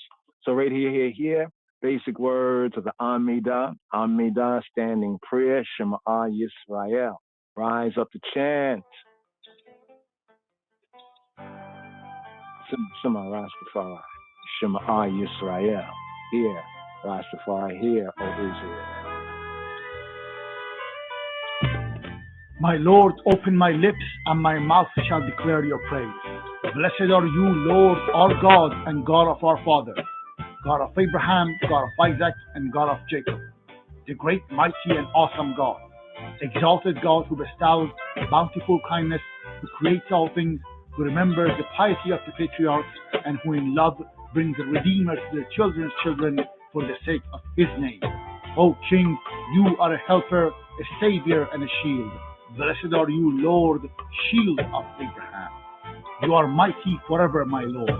You resurrect the dead, you are powerful to save. You sustain the living with loving kindness, resurrect the dead with great mercy, support the falling, heal the sick, release the bound, and fulfill your trust to those who sleep in the dust. Who is like you, mighty one, and who can be compared to you, King, who brings death and restores life and causes deliverance to spring forth? You are trustworthy to revive the dead. Blessed are you, Lord, who revives the dead. We will hallow and adore you as the sweet word of the assembly of the holy seraphim, who twice repeat, holy unto you, as it is written by your prophet. And they call one to another and say, holy, holy, holy is the Lord of the hosts. The whole earth is full of his glory. Blessed be the glory of the Lord from its place. And in your holy scriptures it is written thus, the Lord shall reign forever, your God, O Zion, throughout all generations. Praise the Lord. You are holy, and your name is holy, and holy beings praise you daily for all eternity. Blessed are you, Lord, the holy God. You graciously bestow knowledge upon man and teach mortals understanding. Graciously bestow upon us from you wisdom, understanding, and knowledge.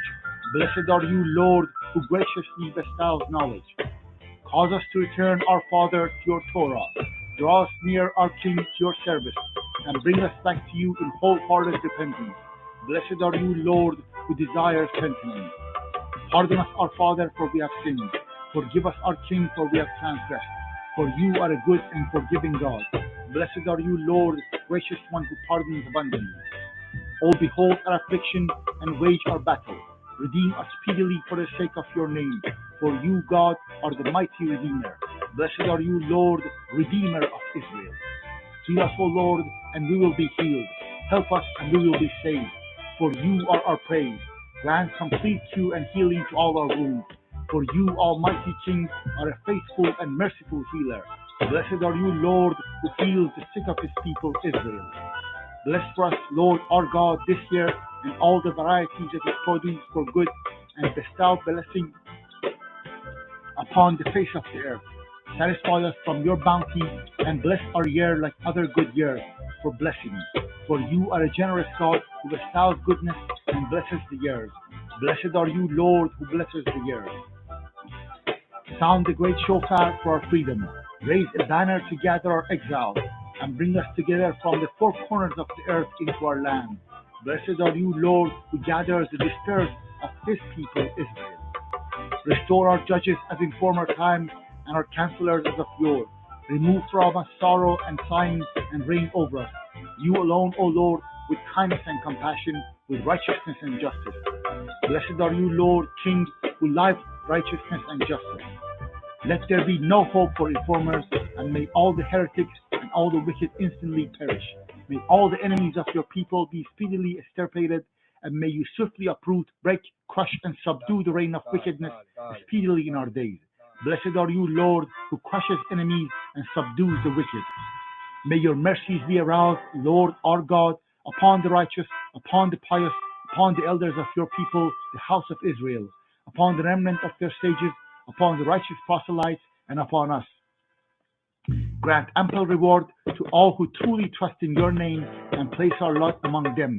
May we never be disgraced, for we have put our trust in you. Blessed are you, Lord, the support and security of the righteous. Return in mercy to Jerusalem, your city, and dwell therein as you have promised. Speedily establish therein the throne of David, your servant, and rebuild it soon in our days as an everlasting edifice. Blessed are you, Lord, who reveals Jerusalem. Speedily cause the sign of David, your servant, to flourish, and increase his power by your salvation, for we hope for your salvation all days. Blessed are you, Lord, who causes the power of salvation to flourish.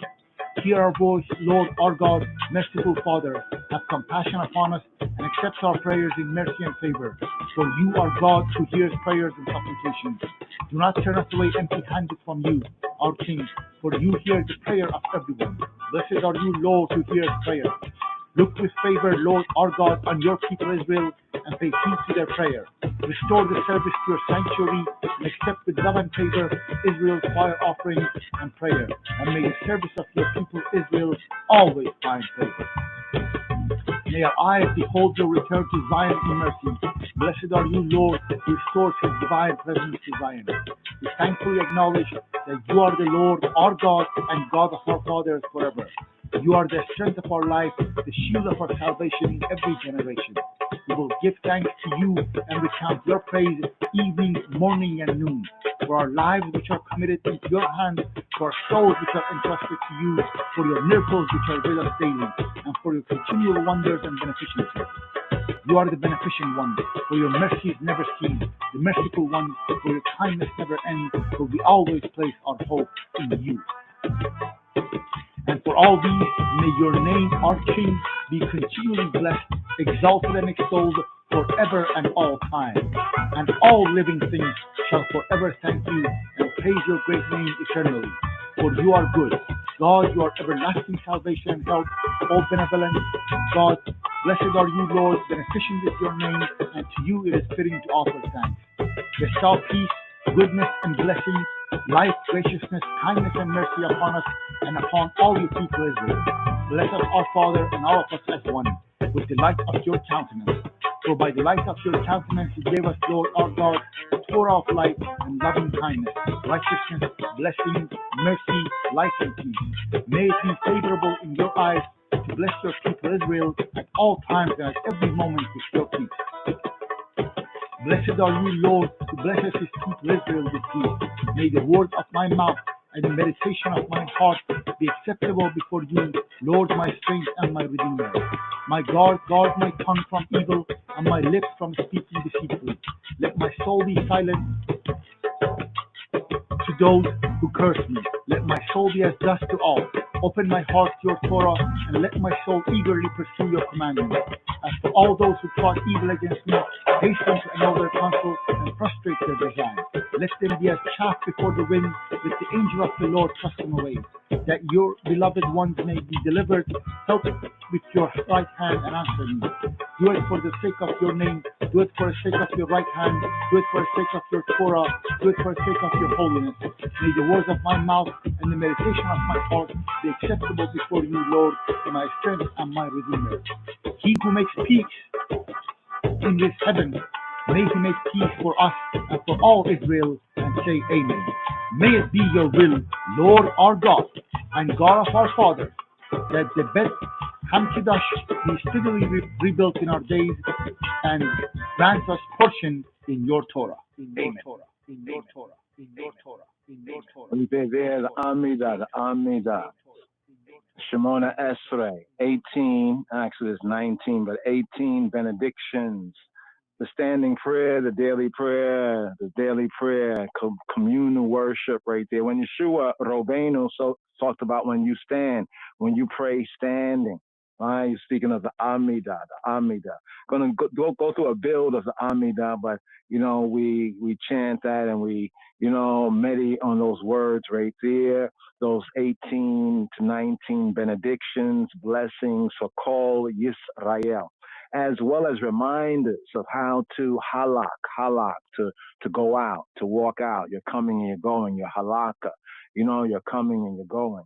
You're tried. So right here, it's a little bit more on Psalm 94, reason for the season, plea for divine judgment. Here in the 10 days of awe, right, between the day of the trumpets, Leviticus chapter 23, verse 23, 24, right there, and the YomHakippurim, But here, let's touch on the evening psalm, Mizmor Sadai Dalet. Oh, let's bring this up on the screen right here so you can see this much right here, right? The evening psalm here at Psalm 94. Here in the K and D notes is theme consolation, right, of tefillah, of prayer, under the downpression of tyrants. But as you said, those two fundamental questions, right, of Psalm, the evening psalm for the fourth day. So Wednesday, what they call the Gentiles call Wednesday, is the fourth day of the Shabbat, and these are the evening psalms as chanted in the Heikal. Heikal is the temple of Yerushalayim, right? So this is like the practice, the way.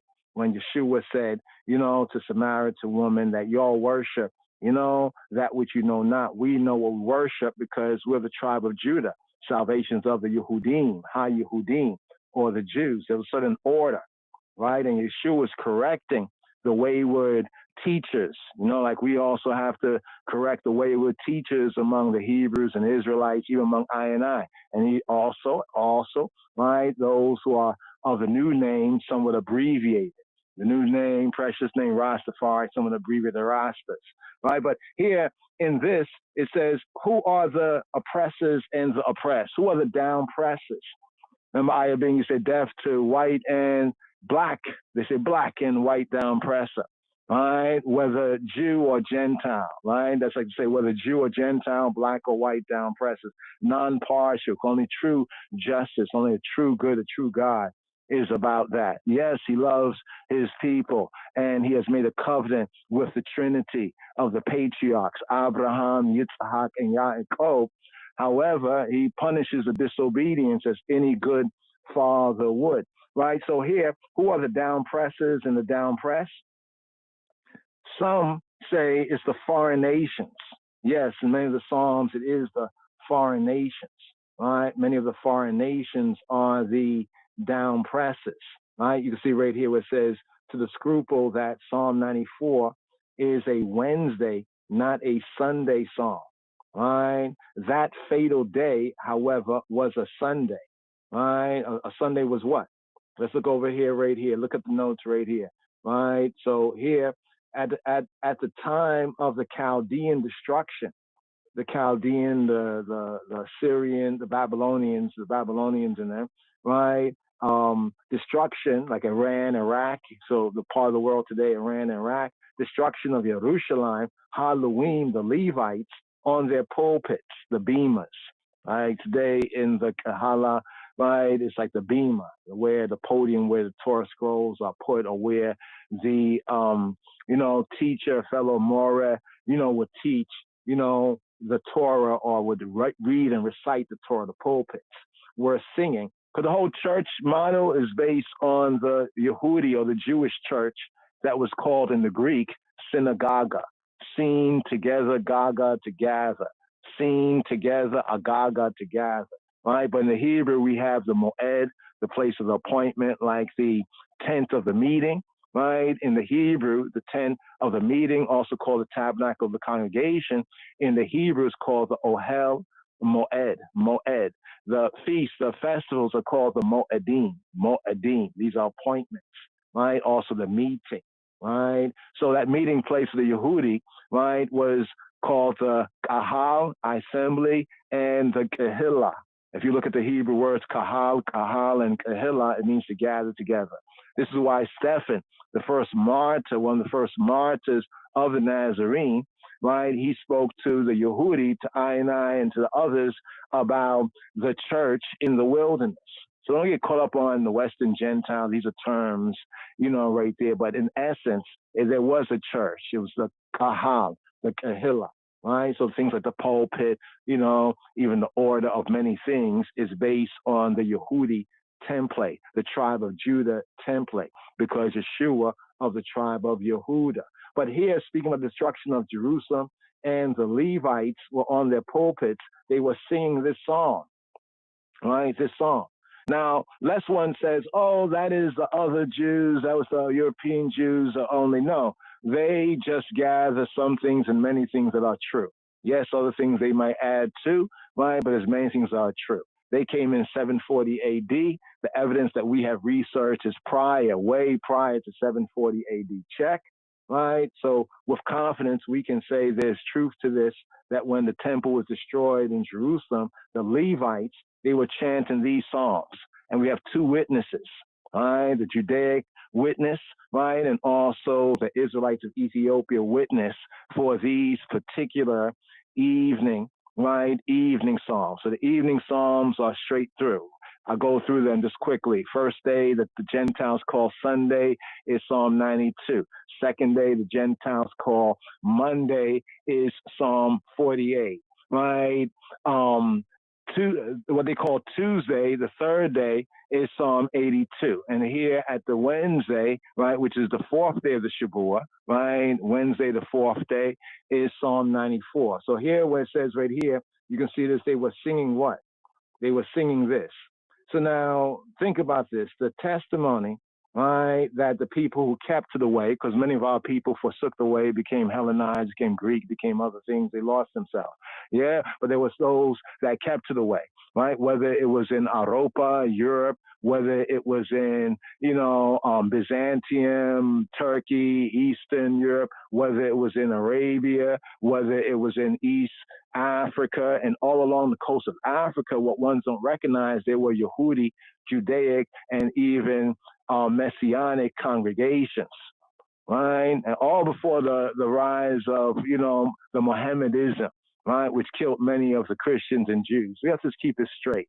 Yes, it was a little different in Ethiopia because, Takiya, we'll touch on that. But here to this, they were singing Psalm 94, right? And as they came to the words, right, the tribe recalls as they came to the words, right, Psalm 94:23, and he turned back upon them their iniquity. That's like what we say nowadays, we say deuces. Like deuces, you know what I mean? Like deuces. What you did, you get. Midot keneged midot. Measure for measure. Like for like. This is the principle of Yahweh Eloheinu that's very clear.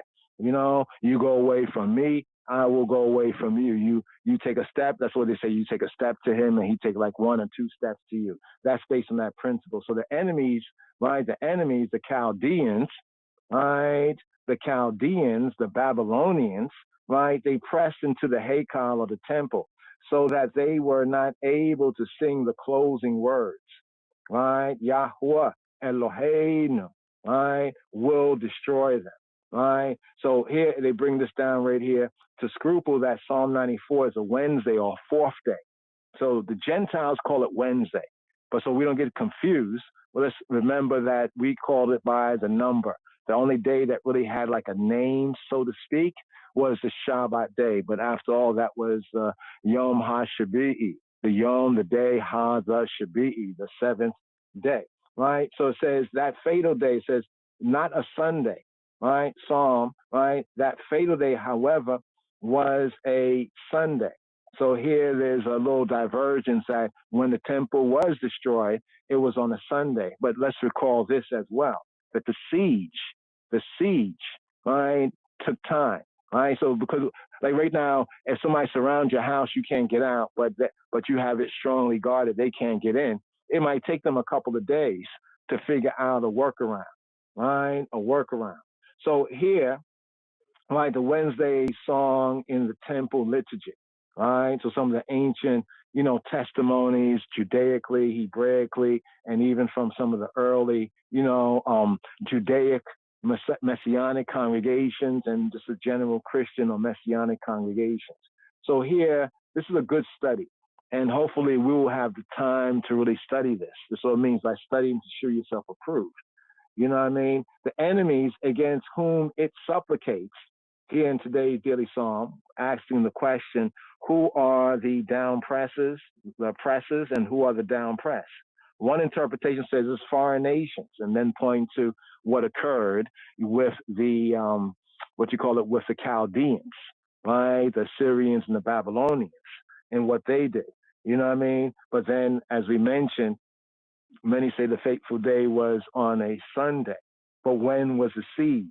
Right? So it can be applied to foreign nations acting ruthlessly against Israel. But others hold that to the evening psalm, Psalm 94, it holds that lawless Israelites, Torahless Israelites, when they would say, by blood, I'm an Israelite by blood, look, I'm black, I'm Israel. Okay, just say all that's correct. Sure, let's go with that. All that's correct. But these who witnessed the destruction of the temple, right, of Jerusalem, to Solomon's temple, by like Nebuchadnezzar and the rest of them, were they not Israelites? They went into captivity, right? They got destroyed, right? They went into captivity. Were they not Israelites? Could they not trace their pedigree?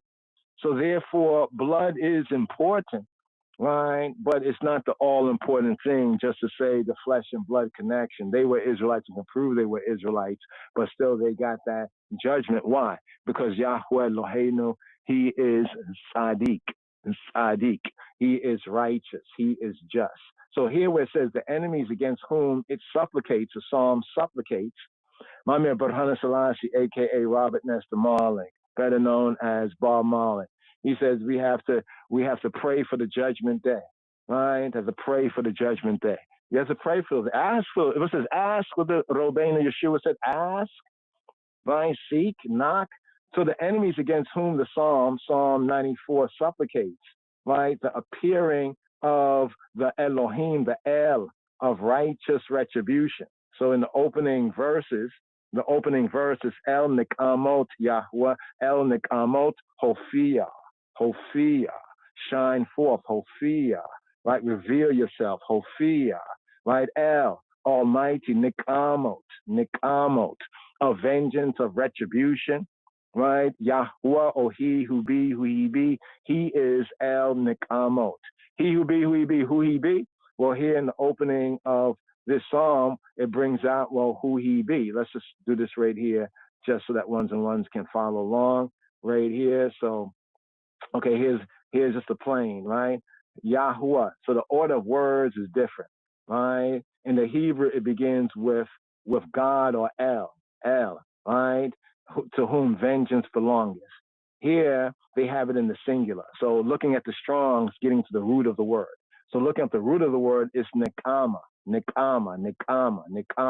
right? But when we look at the script, we look at Psalm 90, 94, the first verse, the Aleph verse, is El Nikamot. El Nikamot.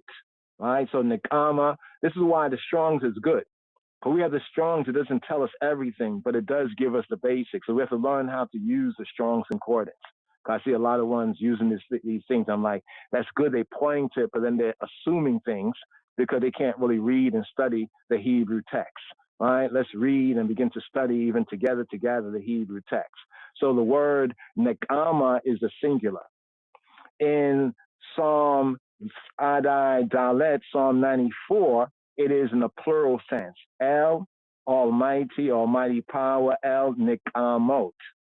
Right, so here we have Nikama. So just to get some of the basics of the real Lashon Kodesh, right, the real holy language, you know, understanding the Dikduk, right, the grammar, understanding the Shoresh, the roots, right, also understanding the, you know, the Binyanim, right, you know, the building, how we build on this. So Nikama is singular. Why does it say, right, Yahweh, oh, he who be who he be, right, he who he be? This is truly bringing out the Hebrew sense into basic English. He who becomes who he be, from the higher sense to be. He who be who he be. Who he be? Well, this first verse tells us who he be. It says, Yahweh, the El, the almighty power, to whom vengeance belongeth, or in the Hebrew, reverse order, El Nikamot, right? The almighty of vengeances or righteous retribution, Yahweh, is he who be who he be. Oh, El, almighty power, to whom Nikamot, vengeances belongeth. So let's break this and build this right here. It's speaking about the God or the El of vengeances. So in the Hebrew, we have the plural of intensity. Oh, this is good. I love the translator's notes right here. You see the translator's notes? As God, and says the Hebrew is God of revenges. Or you could translate it, God of vengeances. El Nikamo. Not God of a vengeance, but God of vengeances. So from the Hebrew perspective, this pluralization brings out that intensity, right? Almost to say in the Targum, in the English translation, as almighty or power of great vengeance, or El, almighty who avenges thoroughly, of righteous vengeance. Now, I know a lot of ones say, vengeance belongeth to the Lord. Well, you can't take anything away from what we're saying here. We're saying that Yahweh, HaKadosh Baruch Hu, Baruch Hashem, he is the almighty of vengeances. And here we're building on this theme right here in Psalm 94, right? So we must not, right, ani va'ani, ayani, ani va'ani, right? We must not associate any idea of vindictiveness with this word, nikama, or in the plural sense of the psalm, nikamot, vengeance, vengeances. We should not associate any idea of vindictiveness, Hebraically speaking. So if you read the psalm with an English, Western Gentile mind and mentality, you might get that idea. Many of us did get the same idea, right? Coming from an English or Gentile perspective. But as we grow in grace and the knowledge of Atonements, first thing we recognize is that's not the right spirit, right? The letter, not about the letter of the law, but the spirit. So rather from a Hebrew, studying the Hebrew scriptures and the spirit of the scriptures, it rather comes close to the word that we would say in English as retribution. Retribution. Now here we can go back to the K and D note right here. Right? Here a little, there a little. You heard that before. It sounds great on your tongue, but do you do it? Do it. Right? The enemies against whom the psalm supplicates the appearing of the God of righteous retribution. Right? So the supplication, an intercession, right? We're praying for a judgment day, even in the Wednesday evening psalm, Psalm 94, the fourth day evening psalm, right? And now there's some comparisons right here from a comparison, those verses there still in the psalm, non-Israelites. So in answer to this, it's not so much the foreign nation, the Goyeh ha'aretz, the Goyeh, the other nations, the Goyim, the other nations, right, of the land, of the world that are acting ruthlessly against Yisrael. against the Beit Yisrael, the Beta Israel, but it's actually lawless, Torah-less Israelites, Torah-less B'nai Yisrael, Beit Yisrael, house of Israel, that's dealing unjustly with their brethren. And we will even say to this point, even their Israelite of Ethiopia, brethren, them. Right? I'm talking about these days in time. It was not so, right, in the first days in time. Right? Non-Israelites. You see what it says? Non-Israelites who despise, right, the God of Israel and fear his vengeance. So some apply it to non-Israelites, right, whose barbarous doings call forth, even among the down-pressed people themselves, foolish doubts concerning Yahweh's, they say, omniscient beholding and judicial interposition. So it's almost like they say, like, they say to even I and I, like, what has Haile Selassie, what does Rastafari do for you? Like they actually kind of question. And well, if he is the Messiah, if he is the anointed king, if he is the Lion of Judah, then why are we still in it? We're still in this because of ourselves. Why don't we take responsibility, right? That's truly manning up, right? For example, when Yeshua was there, right, in the first century time, a few got the truth, but many didn't, right? That's why he wept over Jerusalem, because he knew what was to come, right? Accordingly, the Psalm is one of the latest, but not necessarily. Some look at Psalm 94 as a Maccabean psalm. Now, y'all know about the Maccabees? We know we heard about the Maccabees, but check it out. You have the King James Version of the Bible. Right now, besides the old 1611, most versions of the Bible, they leave out the intertestamental books. What do we mean by that? Well, we have the last book of the Brit HaYashana called the Old Testament, and that last book is what? Malachi, my angel, Malachi, right? And then we look at the Brit Hadasha, the renewed covenant, New Testament scripture. What's the first one that we have? We have Mateo or Matthew, right? But then there are those apocryphal books. Now we know that the early so-called Christians or Messiahites and Nazarenes, right? We know that they read many of these books that you may find in different apocryphal, translations, lost books of the Bible, forgotten books of Eden. But the latter day Western Gentile Christianity has put those on the no-read list. So when we get to things like this here, if we don't read it, we're like, what does it mean? Who's Maccabee, right? So the Maccabee period of time is the 400 years. Take note, the 400 years, right? Approximately between the time of Malachi, right, and that return of that remnant from Babylon, the Yehudim, the black Jews from Babylon, like Ezra and Nehemiah, right, and the New Covenant time, Matthew. There's about a 400-year right gap, right? So this is why books like the apocryphal books are important, just so that we can understand, right, what went on. Because otherwise you just parachute into the New Testament and you get a lot of these other Christians and counter-Christian, other counterfeit Christian misunderstandings of some basic things, right? The later Persian age, in which the book of Ecclesiastes was written. Now, Ecclesiastes is also very important for the time and season of Sukkot, of tabernacles, right? As we dwell in our, quote, booths or huts, our pavilions, our dens, because even a sukkah is like a den, like an animal's den, even like a true lion, or the lion of tribe of Judah's den, because there's a lot of other dens of liars, right? Liars' dens. But in our sukkah, right, we read the book of Ecclesiastes, right, or what we call Kohelet. Kohelet is the preacher, right? But here, we'd like to share this right here with the item. We want to zoom in on a particular area of today's the evening song, right? The evening song. But let's just break down this idea of the opening verse, because the opening verse sets the context right here. Let's compare scripture right here, right? Compare scripture right here so we can go to the Hebrew.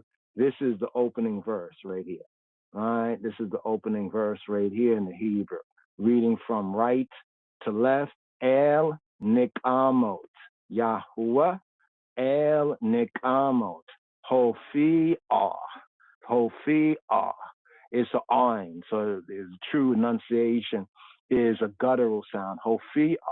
You know, we've been speaking English so long. You know, English is a very flat language. You know, certain sounds we have to, by practice, perfect. Right? So El Almighty of vengeances. Oh, he who be who he be. Almighty El of vengeances. Display your splendor right there is based on the Hofia. The Hofia from Yafa. Yafa, Yafa, Yafa. Yafa, right, means to shine forth, to send out beams, to shine. But actually, in the Hebrew sense, it's only like to show yourself.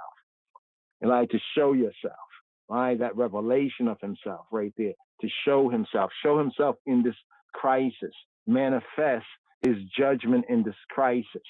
So we should not associate vindictiveness with the Hebrew concept, the idea of nikama, right? Nikama once again right here, just so you can see, it's the H5360, right? So here in the Strongs, it's in the singular.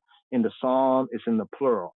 It's nikamot, right? Nikamot. Where he says, vengeance is mine and recompense is mine. What's a recompense? Recompense in the Hebrew sense means payment, from the shalom sense.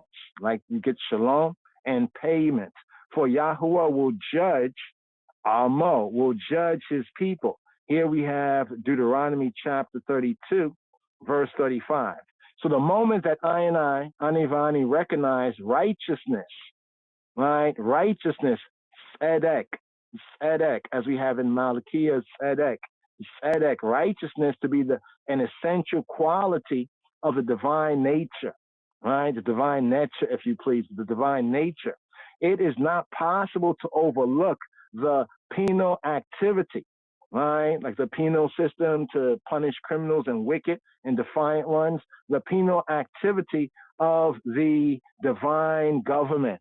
We call as Rastafari the moral theocracy. A righteous Elohim, Almighty power, cannot condone chet, sin, uckery, fuckery, crime, and inhumanity.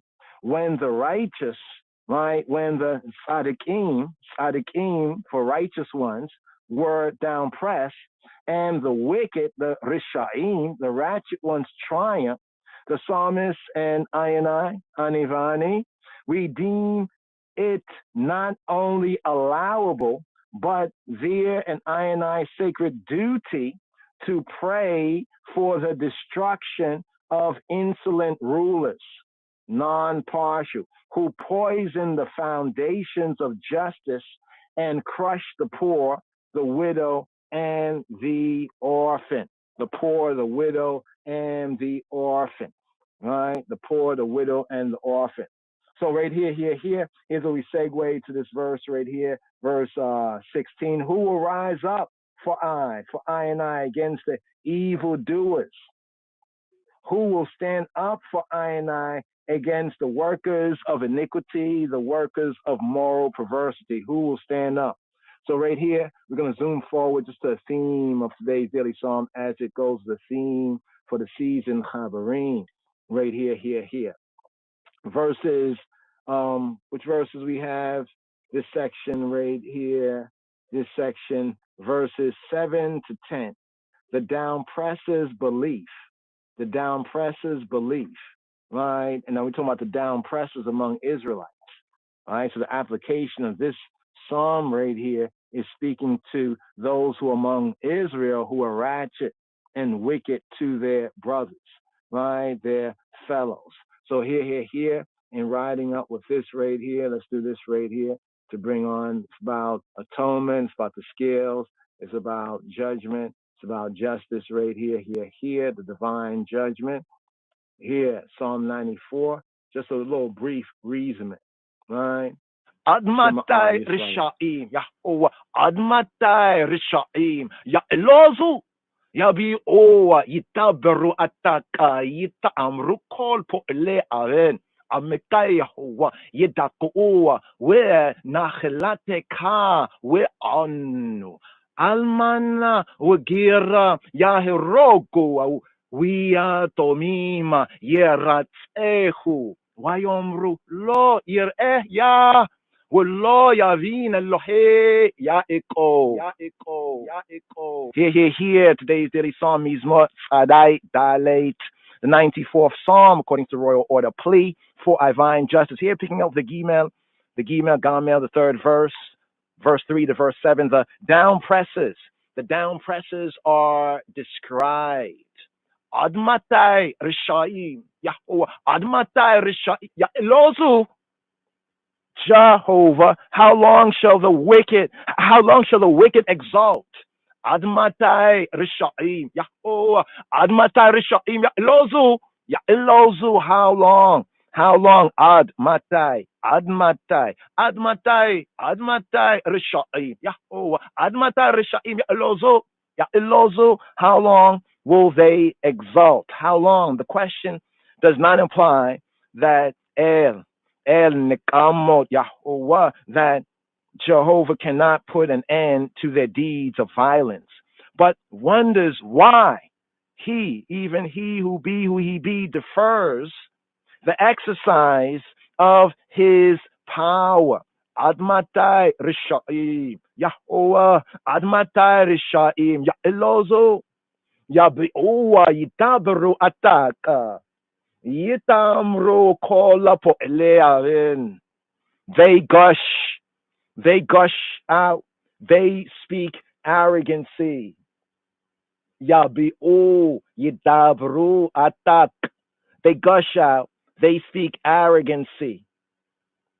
Yitamru kol po elearin. All the workers of iniquity, of moral corruption, arin. They bear themselves loftily. They gush out. The same verb translated elsewhere as belch. They belch out. They pour forth a stream of arrogant words.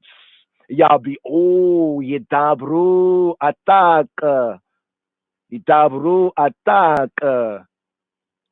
They speak arrogancy. So we have Psalm 59. We look at Psalm 59 Hebraically, verse 8.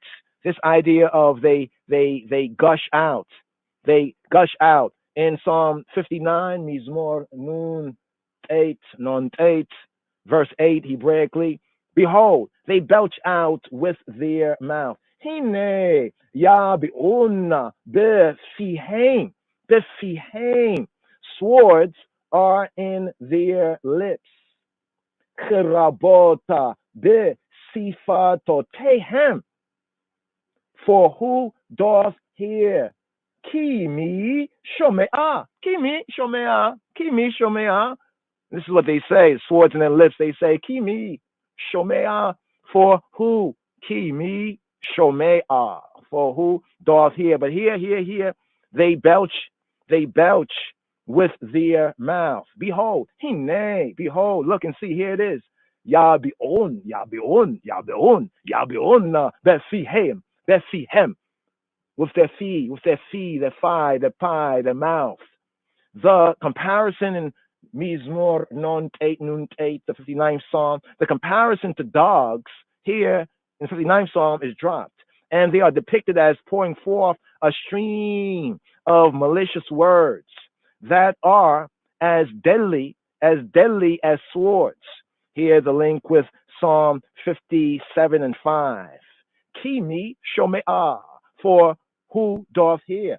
Elohim, they say they will pay no heed to the cry of the man they have marked down for destruction and interfere with their designs, or so they believe. But here the connection of they belch out, they gush out, they pour forth, the sense of the Hebrew, yabi'u, they gushing out, they belching out, yidabru atak, them speaking atak, them speaking arrogancy.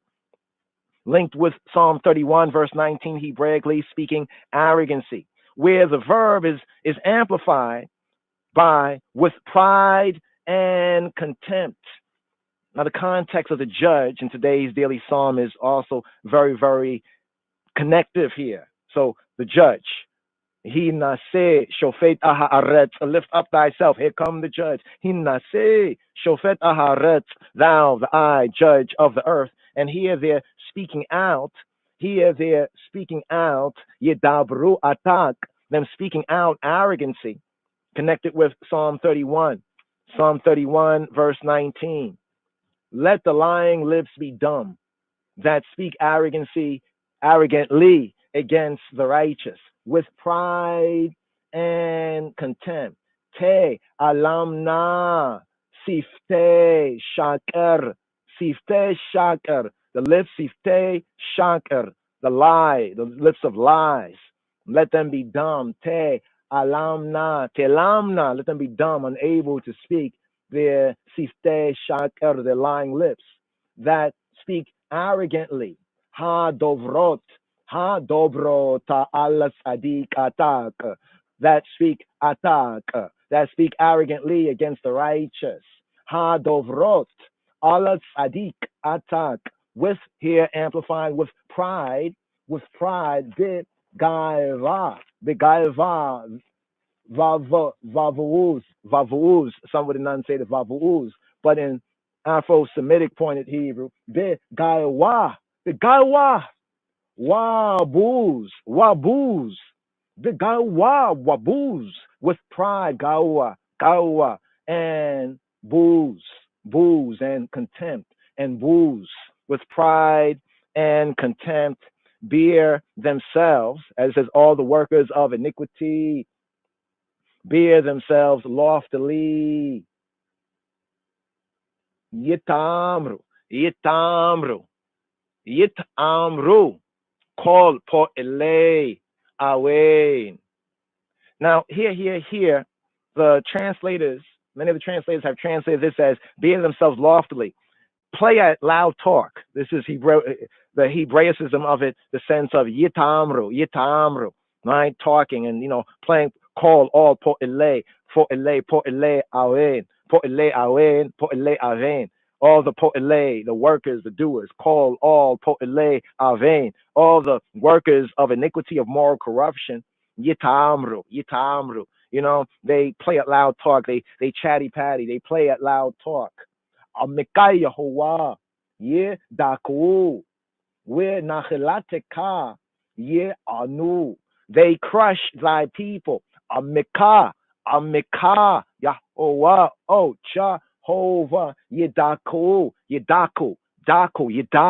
They crush. Yedaku.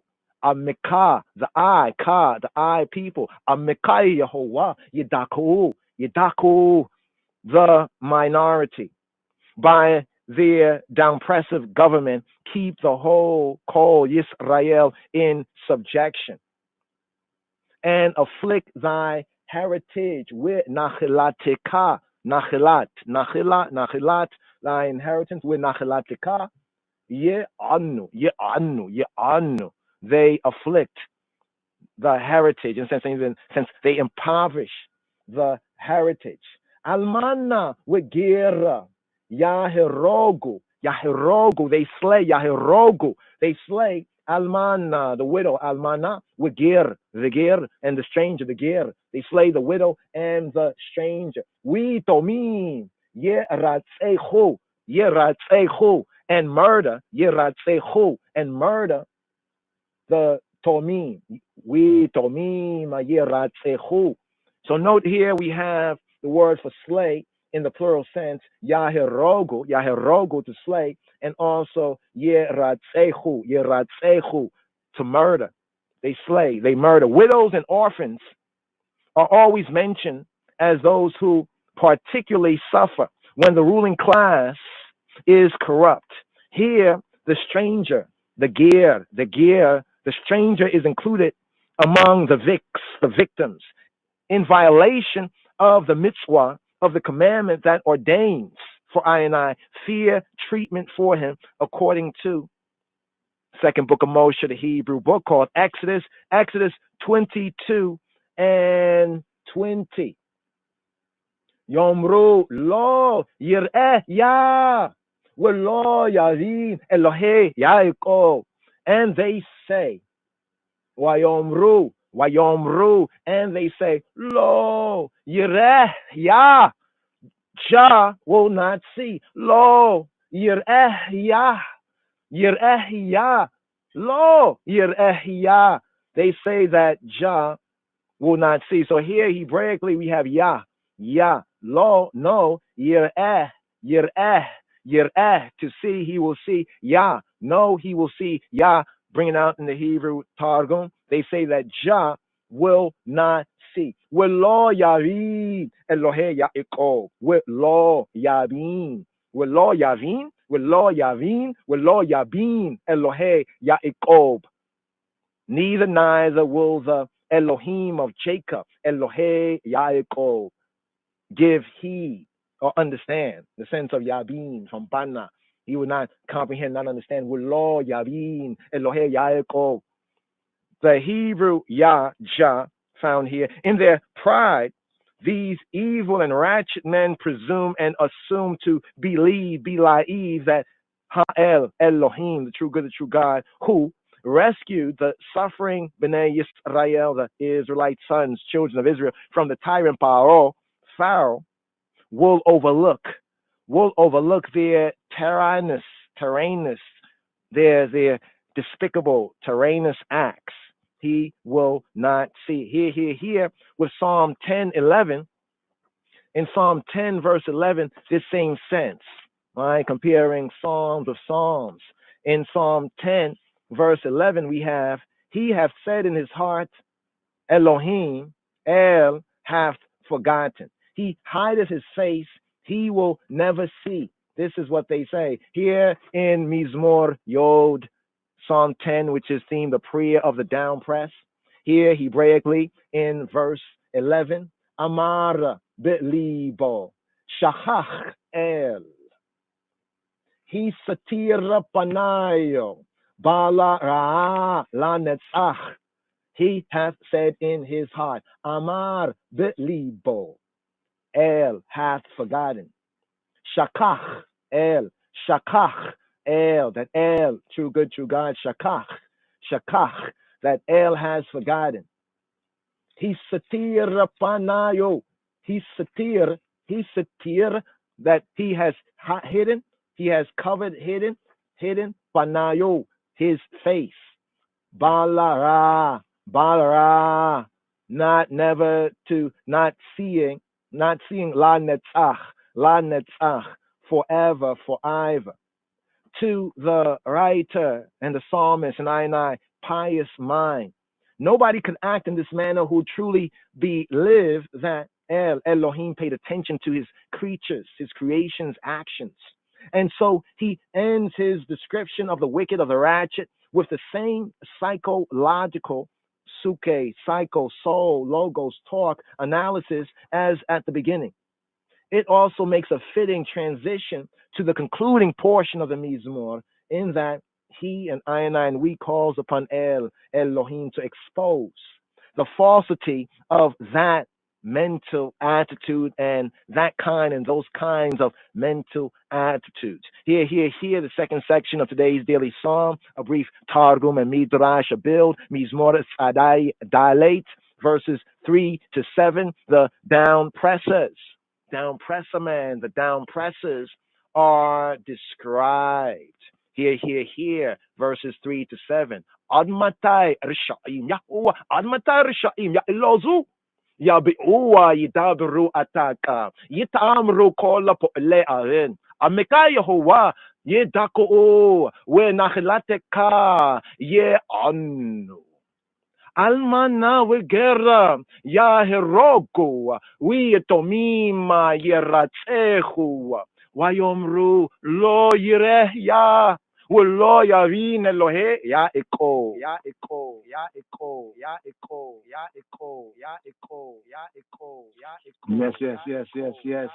Yes. Just zooming in right here in these days of Teshuvah, days of repentance, of turning from the stray way. So this right here, the evening psalm, is more Sadai Dalet, actually brings out very well, even the bad characteristics that's among Sinai, even as Israel. As we look at Psalm 94, Psalm 94 zoomed into verses 3 to 7, the ratchet, the scribe. But there's a few interesting things right here. Just to listen to that audible right there, evergreen audible. Here you see what's highlighted. Let's see if that's being shown. Everything's being shown right here. Yeah, what's being highlighted right there? What's being highlighted right there? Wa and Yom-ru. Wa and Yom-ru. Modern Hebrew, they say Vayomru. Vayomru, we say Wayomru. Wa and Yomru. And they say Lo Yireh. Lo, not Yireh. Yireh. Yireh, he will see, he sees, he will see. Lo Yireh Ya. Lo Yireh Ya. Or to say Ja, within the English anglicized, but if we read it with the J as the Germans read J, we'll say Ya too. We'll say Ja Ja, they say Ya Ya. All right, so in the origination, it comes to the same root, Ya, right? Ya. Wayomru lo yireh Ya. Notice the KJV, they could have done this like Psalm 68, verse 4 in the KJV where they put Ja, and now the later printings, they have Ya. Finally caught up on that, back almost 2 decades ago. People thought we were like space cadets and we were saying that, but now it's good to see that ones are really Yah, zealous, you know what I mean? But it's good to have a good zeal, a zeal with da'at, knowledge. So here it is, say the Lord. So you might think if you just read this and say, well, Yahweh, or how ones might say it, others might say, but Yahweh, Yahweh, right, shall not see. No, it's like Yah. It's like saying Yah shall not see. So you see this gets kind of hidden right here, full of the verse right here. Wayomru lo yireh Yah. With lo yabin, being, to understand yabin, and then not understand, not consider yabin, right? With lo yabin Elohei, the Elohim of. So when we say in the Hebrew, proper biblical Hebrew, right? Elohei. If I said Elohai, because someone say, no, it's not Elohei, there's no A sound, it's only ah. But if I say Elohai, I'm saying my Elohim. If I say Elohei, biblical Hebraically, I'm saying the Elohim of, right? It's what we call in Hebrew constructive, right? So that we don't like confuse ourselves, right? So this is why we really emphasize, the proper understanding of even the pointing. And saying there are 7 primary vowels in the Hebrew, 7 primary. Some sounds might create diphthong kind of sounds, but there are 7 primary. So here it says, with lo yabin, let's highlight the fuller verse right here. With lo yabin Elohei, the Elohim of Yaakov, right? And not he understanding regarding, right, or taking notice of the being. Being is interesting, being. Right, being. It sounds like being, right? Being is related to Bane, right? Now we say Ben is son, but there's an interesting ancient kind of connection with the word for son, right? But this word right here, being, right, means to discern, right? From the idea of between, Bane. Bane in Hebrew means between. So when it says that when does YomHakippurim occur, it occurs between the evenings, like Pesach. Between the evenings, bane, right? So therefore we get an understanding of what the word understand in Hebrew is, the being sense, right? Related to the bane, right? Meaning between, right? Because understanding is ability to discern between, right? To discern between even things that are similar, but not quite the same. This is what the key idea of understanding is, right? So here it says he would not perceive, he would not understand. You not mark, let's go down to the Strong's, boom, Strong's bringing out very good right there. A primitive root, getting to the roots. In Hebrew, the word for roots, in the sense of verbal roots or root, is shoresh. Fully toned shoresh, right? But basic shoresh, right? Shoresh means the root, right? To separate mentally, you see what it says? Or distinguish. That's a sense of understanding. So somebody who understands, right, take 2 things that are similar and they can see how they're similar but they can discern the differences, right? They can separate mentally, right? They don't have like a mental issue, right? Talking about intellectual mental issue. They can separate mentally. They can distinguish, right? They can distinguish. Now, from that same word, we get the attribute of understanding, bina. Bina means understanding, right? Chokmah, da'at, knowledge, chokmah, wisdom, and bina. In Mashal of Shlomo, in the Proverb of Solomon, he says that wisdom, chokmah, right? Call chokmah wisdom our sister, and bina our near kinswoman. Right now, it's interesting because Moshiach, our rabbi, the rabbis, Rabbeinu Yeshua HaMoshiach, he says that wisdom is justified by all of her children, you know. So when it says, my son, hear the instruction, my disciple, hear the instruction of thy father, forsake not the law, the Torah of thy mother. Where do we find that? We find that in Proverbs. See, Proverbs is an excellent book for real discipleship, right? Because a proverb is a parable.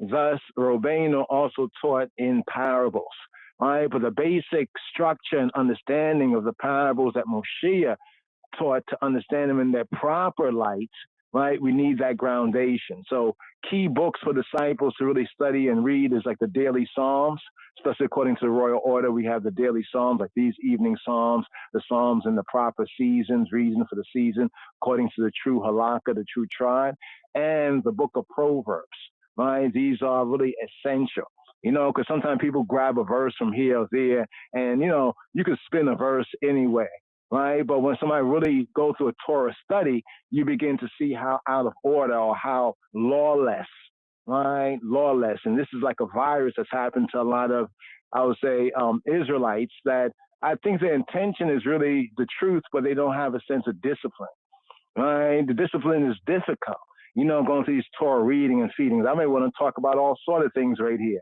but to stick to the reason for the season here, YomHakippurim, it's important for us right here to touch on this other verse right here. We saw something here that we want to bring out, something very, very good. You know how we say that the command, right? The command that says to I and I, what's the command that says to I and I? Let's bring this up right here. Let's see if we can get this right here. Right, here we go, right here. Here we go, okay? Here we go, right here, the 10 words, right? Which command says thou shalt not murder? Now, if you're looking at the KJV, that might be confusing because there's no command in the King James Version that says thou shalt not murder, right? It's actually properly numbered as the sixth commandment, If you're a Catholic, you'll call it the fifth commandment.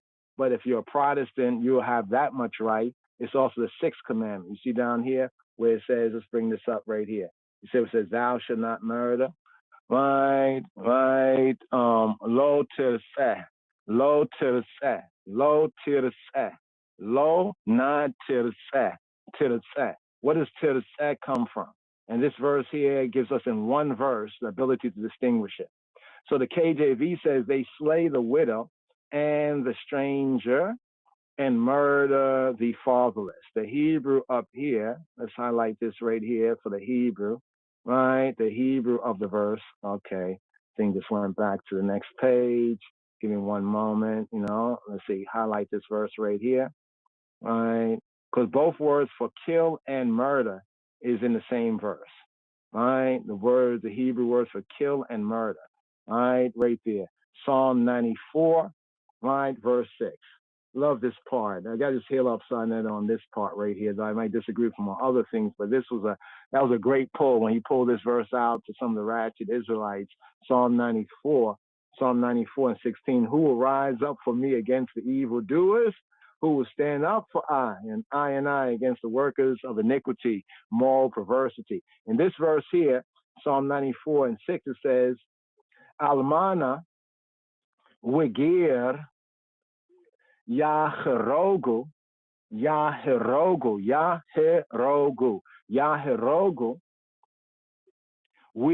Tomim, we and Yitomim together in the flow of Hebrew, we Tomim. We Yitomim if you want to speak slow, we Yatomim, or together, we Tomim.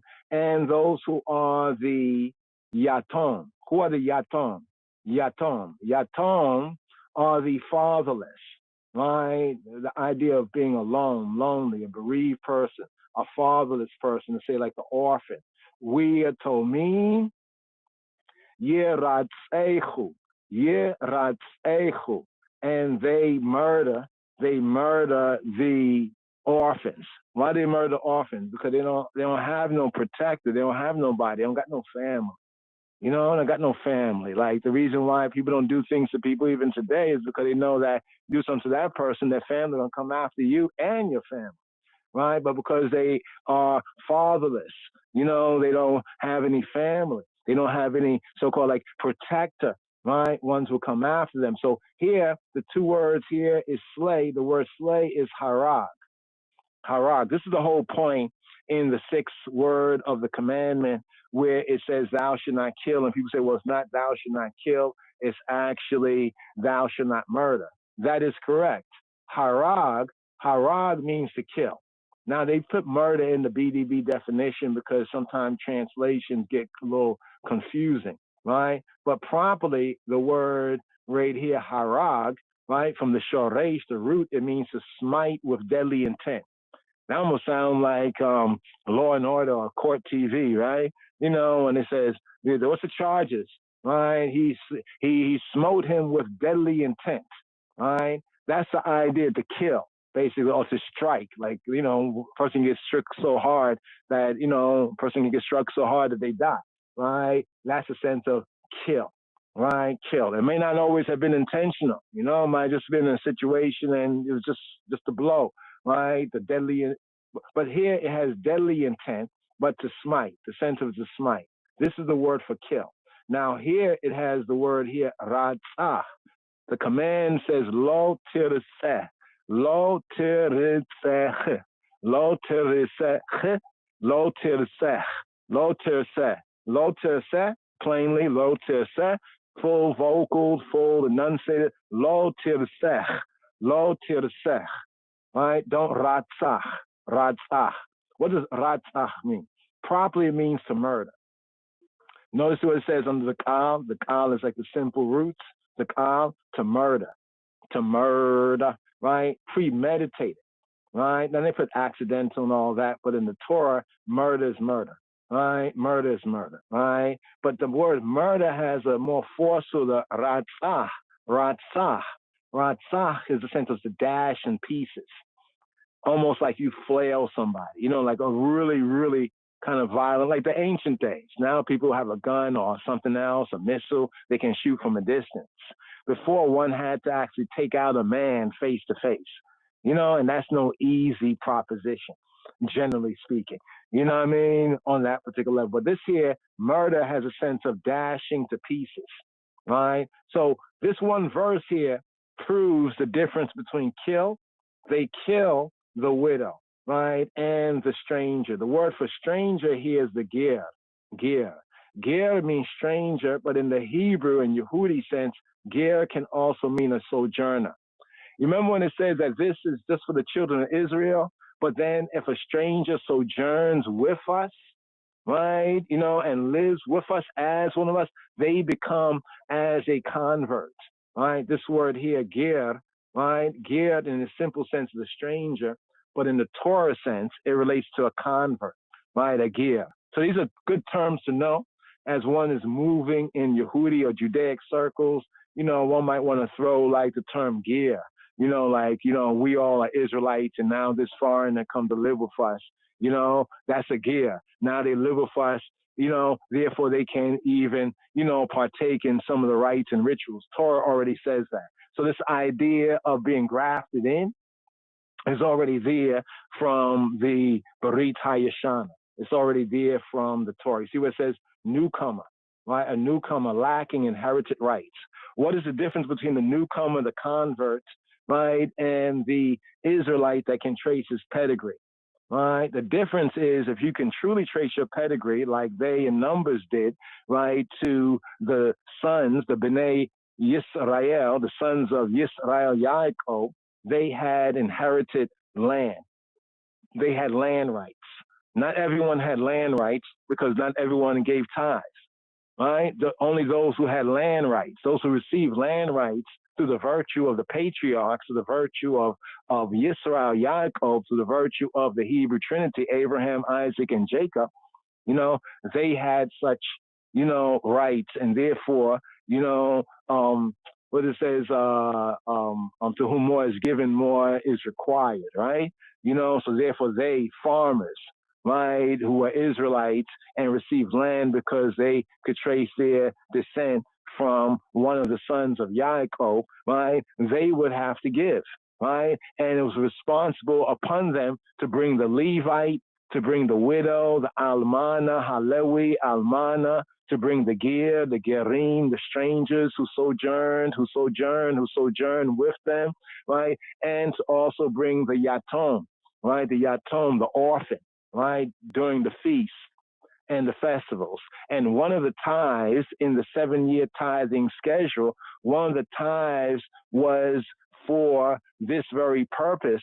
When they went to the feasts and the festivals, right, they would bring those things they had tithed, and they would basically use it upon themselves, right? In other words, there was one tithe, the church the counterfeit Christianity don't teach you this. There was one tithe that you saved up for you and your family and your extended family, right, to enjoy, to rejoice during the high holy season, right? So the temporary inhabitant, newcomers lacking inherited rights.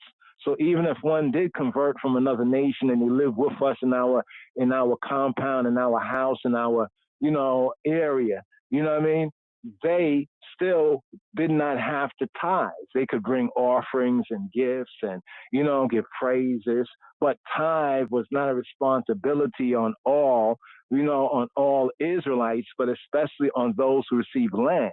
And the one who received land, right, would basically save up that tithe, and if the place was too far for them to travel, then they would convert that into kesef, into silver, which was the money currency. And they would bind it up in their hand and take with them the Levites, the Levite in their compound. Y'all watch the African Nollywood movies, and they've seen those Nollywood movies. It gives a context of the ancient Afro-Semitic world, right, where one's lived in like a compound.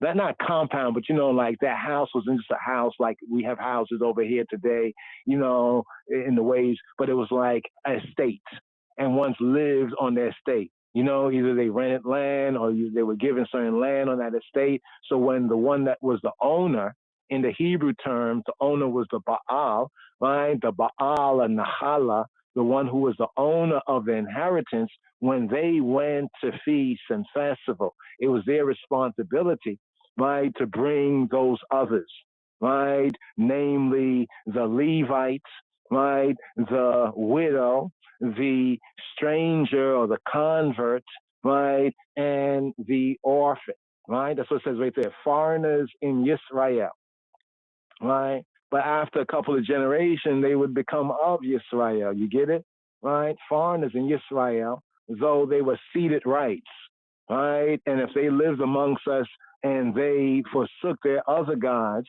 and embraced the true God or the true Elohim, Yahweh Eloheinu, right, we could break bread with them, right? They were basically those one law. That's what it says in the Torah, one law, for the homie or the homeborn and the stranger. There was one Torah, especially if that stranger wasn't just a stranger passing through, but they sojourned. That's the key word. Sojourn, they lived with us. Right? That's why Paul rebuked Peter for his hypocrisy.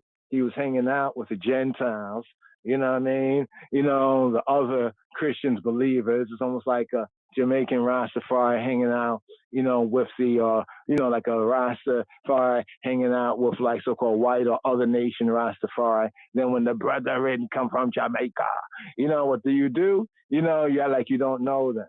That's hypocrisy. And Paul, Rabbi Shaul, was correct to rebuke him to his face. I'm talking about Peter. After all, the master had to call him out, call him Satan, right? Because he was an adversary, on a point and an issue that he should not have been adversarial.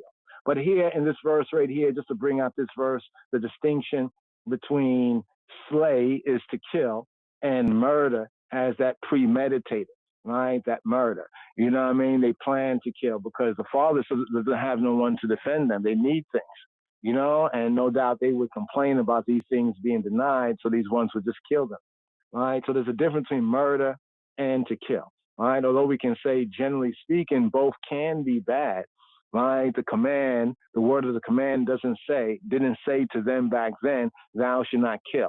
Because then when the Lord said, go and, you know, murk the enemies, you know what I mean? Go and kill the enemies, you know, this is where these false kind of contradictions kind of come in.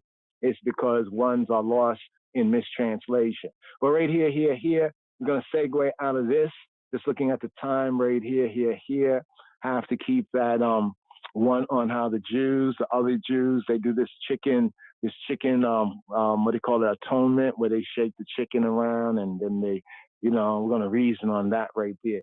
Do we do that? I could tell you right off, no, we don't do that. In fact, it's kind of interesting with that, you know, right there. But that's not our subject right now. Our subject is today's daily psalm. We're just focusing on the psalms and these 10 days of chants.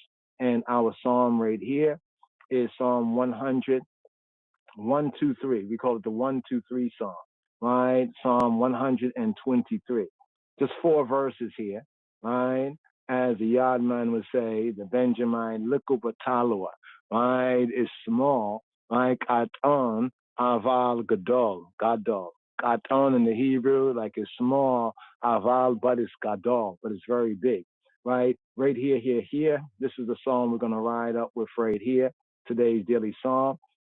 Upward glance to Yahweh in times of contempt. This is another psalm that really resonates with some of the enemies and the adversaries, you know, against the called, chosen, and faithful Rastafari and the Israelites of Ethiopia, the Ethiopian Hebrew community. Yes, I, Rastafari. So right here, out of that right here, and let's just touch on this right here, today's daily psalm.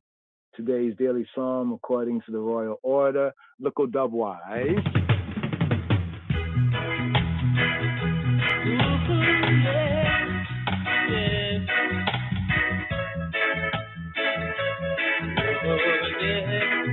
Psalm 123. Unto thee lift I up mine eyes. O thou that dwellest in the heaven, Unto thee lift I up mine eyes. O thou that dwellest, unto thee lift I up mine eyes. O thou that dwellest in the heavens. Behold, as the eyes of servants look unto the hand of their masters, and as the eyes of a maiden unto the hand of her mistress, so our eyes wait upon the Lord our God, until that he have mercy upon us. Have mercy upon us, O Lord. Have mercy upon us, for we are exceedingly filled with contempt. Our soul is exceedingly filled with the scorning of those that are at ease, and with the contempt of the proud.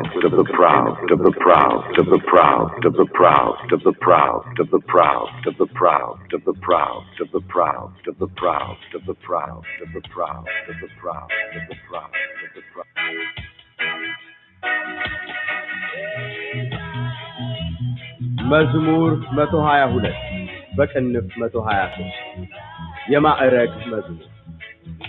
በሰማይ የምትኖር ሆይ ዓይኖቼን ወደ አንተ አነሳው።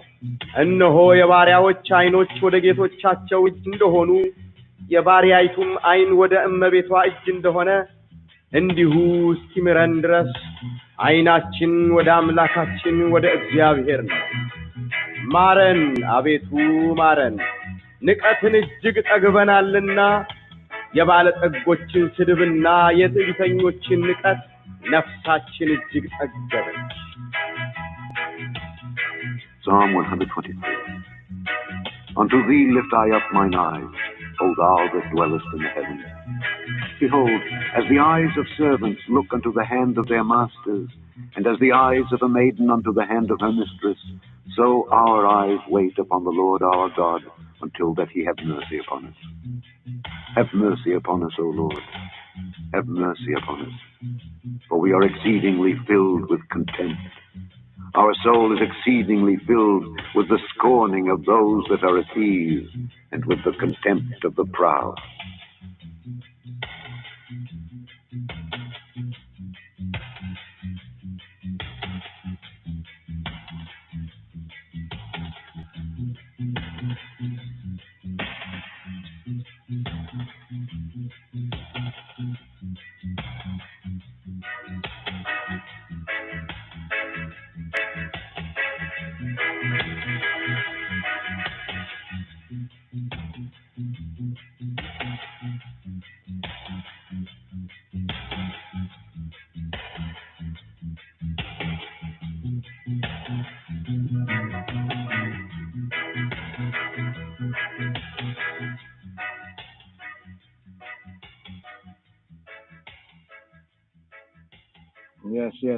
Yes. Today's daily psalm, Mizmor Kof Kaf Gimel. Kof Kaf Gimel. So here we have on the screen. Let me bring it up here in the KJV, the hard copy here. 1, 2, 3. Did you get it? Right here. It says, behold, the second verse, behold, as the eyes of servants look to the hand of their master, as the eyes of a maiden to the hand of her mistress. Right there, I get that word picture, Coronation Day, anointing, Coronation Day of the Rastafari Mekonnen, PKA, publicly known as Kadamar Haile Selassie, name there. And here with this psalm, isn't it interesting? We get the master and the mistress right there. Check right there. He says, so it says, so our eyes look to Yahweh Eloheinu. All right, so right there, give thanks, Zion Warring. Watch out right there, pointing to that verse, and I think in Chronicles, where it says that they worship Yahweh, right, and the king. Right, and that was Dawid HaMelech. Worship in the Hebrew sense means to reflexively, right, like to bow in homage, right, to humble in homage, because that's the one that is anointed, right? Priests, first were anointed, the first anointed of Christ in the scripts, so to speak, right? And the first Christians in the script, or anointed ones, was Aaron and his sons, right? We have ones like even many of the priests, like Shemuel, right, being anointed Nazir, right? We had ones like, that means he was a Christ. But of course, Yeshua, right, Atonements, the King of Kings Christ, Jesus Christos, he is if we understand the fulfillment of the word and the prophecy, right? But the man who Yahweh has made strong for himself, Chayil, right, dealing with the strength right there. So I'd like to just put that verse right there. We're going to get to the verse right there, but just showing that when we heard that, we said this is a good word pick right here. Behold, as the eyes of servants look to the hand of their masters, and as the eyes of a maiden to the hand of her mistress, so I eyes wait upon Yahweh Eloheinu until that he have mercy upon us, upon I. It reminds me of the verse in the New Covenant scripture, Barit Chadash, is like, how can you love Yahweh Eloheinu who you haven't seen?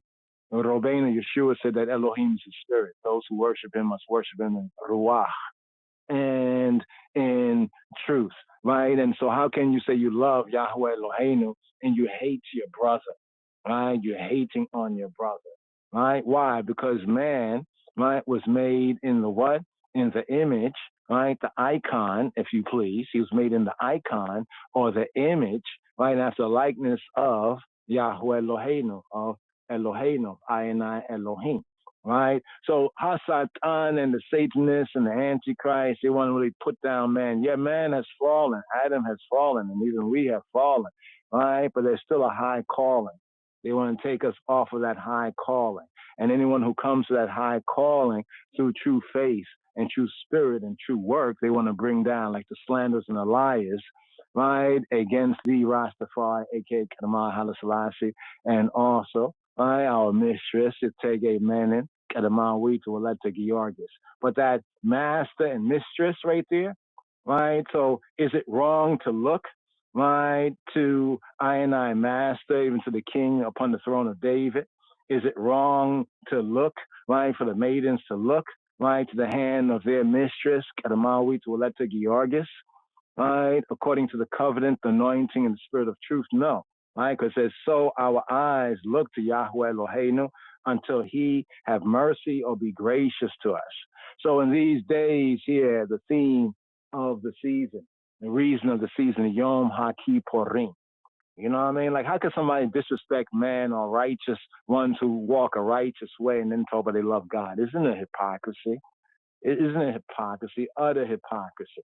You know what I mean? Like when Yeshua said to him, for what good deed do you stone me? He said, no, not for any good deed, but because you said. You know, that nonsense, that yik-yak. But anyway, let's go right here. You know, but yak in Hebrew mean like to smite. It's interesting. But here we have today's daily psalm. It's a hymn of Emunah. Emunah in the Hebrew is faith, right? A hymn of Emunah, right? Related to the word emet, like emet till. Emet in Hebrew means truth. Interesting how many of the lost found sheep or black and brown people have these Hebrew names like Derek. Derek means way. Emet, you know, Emet means truth or reality. So we have a hymn of Emunah, right? Of faith, to say like faith, faithfulness, also truth. Or in the more proper sense of true religion, right? Of true, you know, really justness. Let's put it like that. Not really just, but really justness. Also theme upward glance to Yahweh, right? Upward glance to he who be, the higher heights in times of contempt, right? Times of contempt right here. So, Likkul Batalwa, let's get through today's daily psalm right here. Psalm 123, Hebraically referred to as Mizmor Kof, Hebrew letter Kof, numerical value, special K, it's a Q sound, Kof, not quaff, but Kof, right? Numerical value of 100, Kaf, right? Hebrew letter Kaf, numerical value, right? So there's Kof and there's Kaf. Kof, numerical value of 100, Kaf, numerical value of 20, and Gimel, the third letter of the Hebrew Aleph Beit.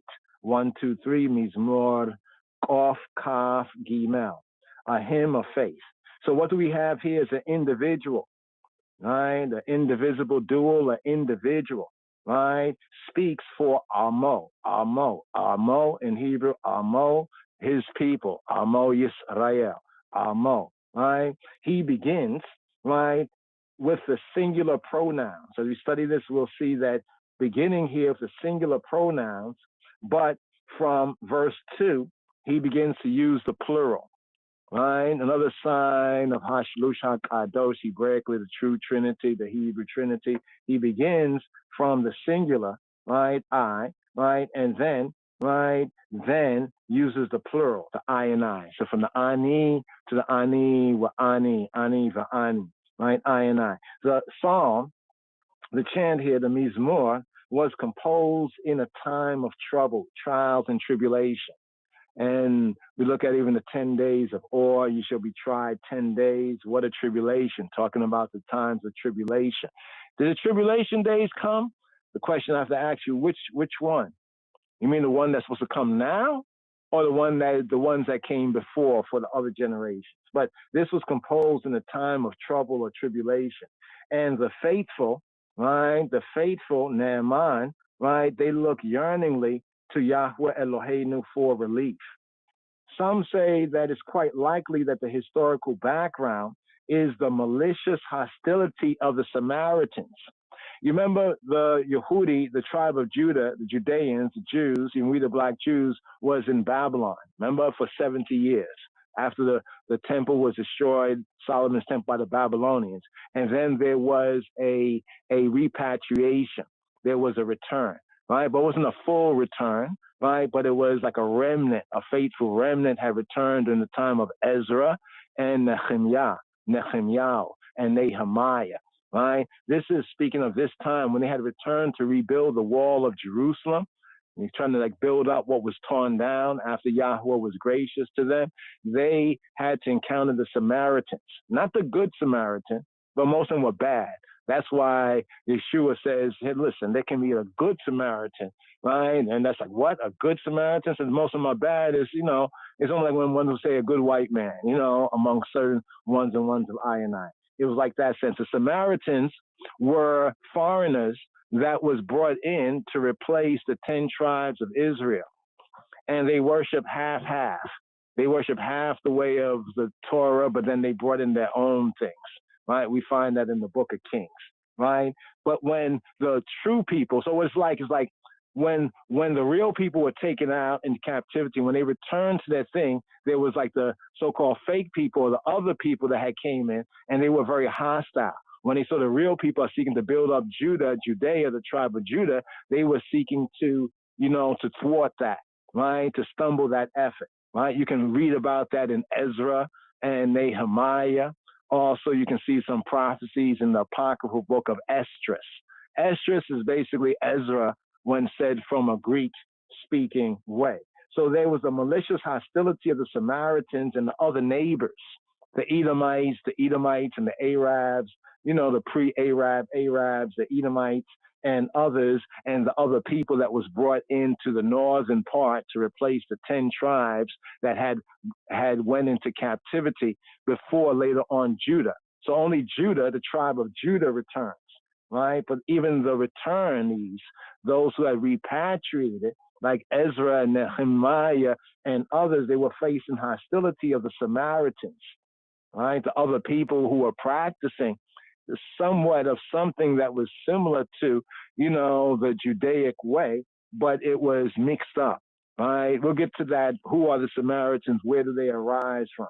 And the other neighbors towards the newly returned exiles. It's almost like today we're returning to our own thing, and then everyone's saying, "Oh, you trying to? The Jews are white and not black." And even many of the white Jews said, "No, they're not even white. They're saying really they're black, and really seeing that there's a more of a connection with Afro, because even the Hebrew language is Afro-Semitic." Go figure that one right there, right? That means that if a language links with an origin in Africa, go figure. You know what I mean? But here, verses 1 to 2, right? 1, 2, 1, 2, and verses 3 to 4. 1, 2, 1, 2, 1, 2, 3, 4. So we have verses 1 and 2, the Aleph and the Beit verses. This is strictly a Abu Gida. Ethiopically, according to the letters in the Amharic, there's the Abu Gida. Abu Gida is Hebrew based. How do we say that the Amharic Abu Gida is Hebrew based? Do you know the Hebrew alphabet?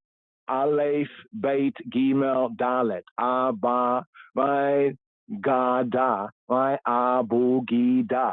So you see, it's basically saying the same thing, but it's like, it's like differences of English, right? Oh, you from over there, you speak like that, but you can understand it. It's different, it might make you laugh a little bit, but basically it's one and the same language, So here, the Aleph, Beit, Gimel, Dalet verse, right?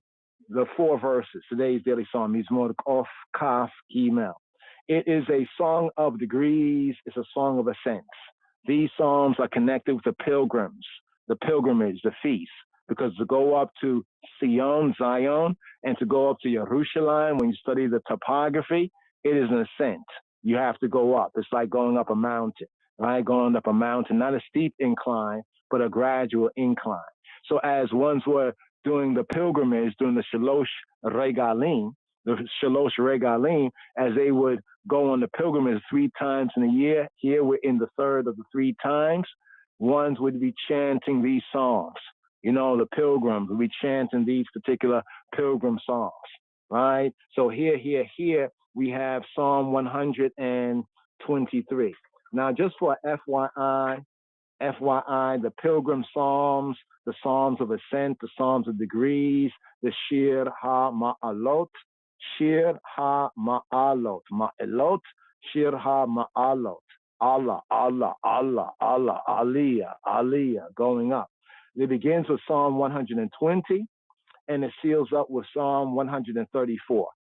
These 15.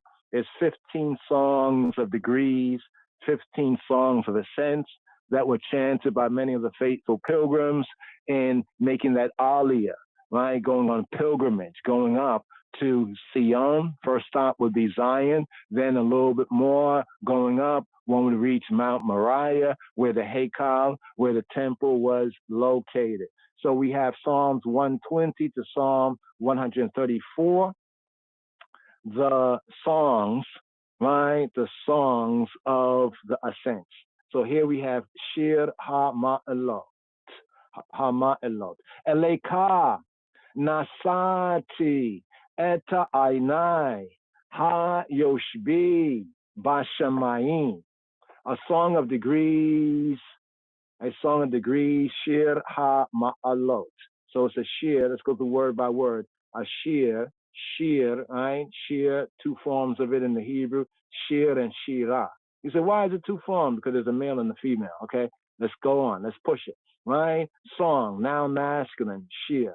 Then noun feminine, shira, all right? It's a song, right? A song, singing. A shir ha-ma'alot. Ma'alot, right, is the plural of ma'ala, right? As Allah means to ascend. Not Allah, Allah means to swear, right? And Allah is a goddess. So strike those right there. Allah, to go up, to ascend. What comes up, right? Thoughts. This word in the Hebrew, the first like, what's come up? You know, like if I say to a brother or sister, Mama Allah. Like is a way of saying what's up or what is coming up, what thoughts are coming up, what's going on, right? But also a ma'ala is like a step, a steer, right? A step, a steer, stories, like stories of heaven or of a building, like go the higher, the penthouse is like the highest ma'ala, right? In that sense, ascent, song of ascent. Now here's where we're at, right here in the season, right? To the 3 great pilgrim feasts. Right, the Shalosh Regalim, the Trinity of feasts, of seasons.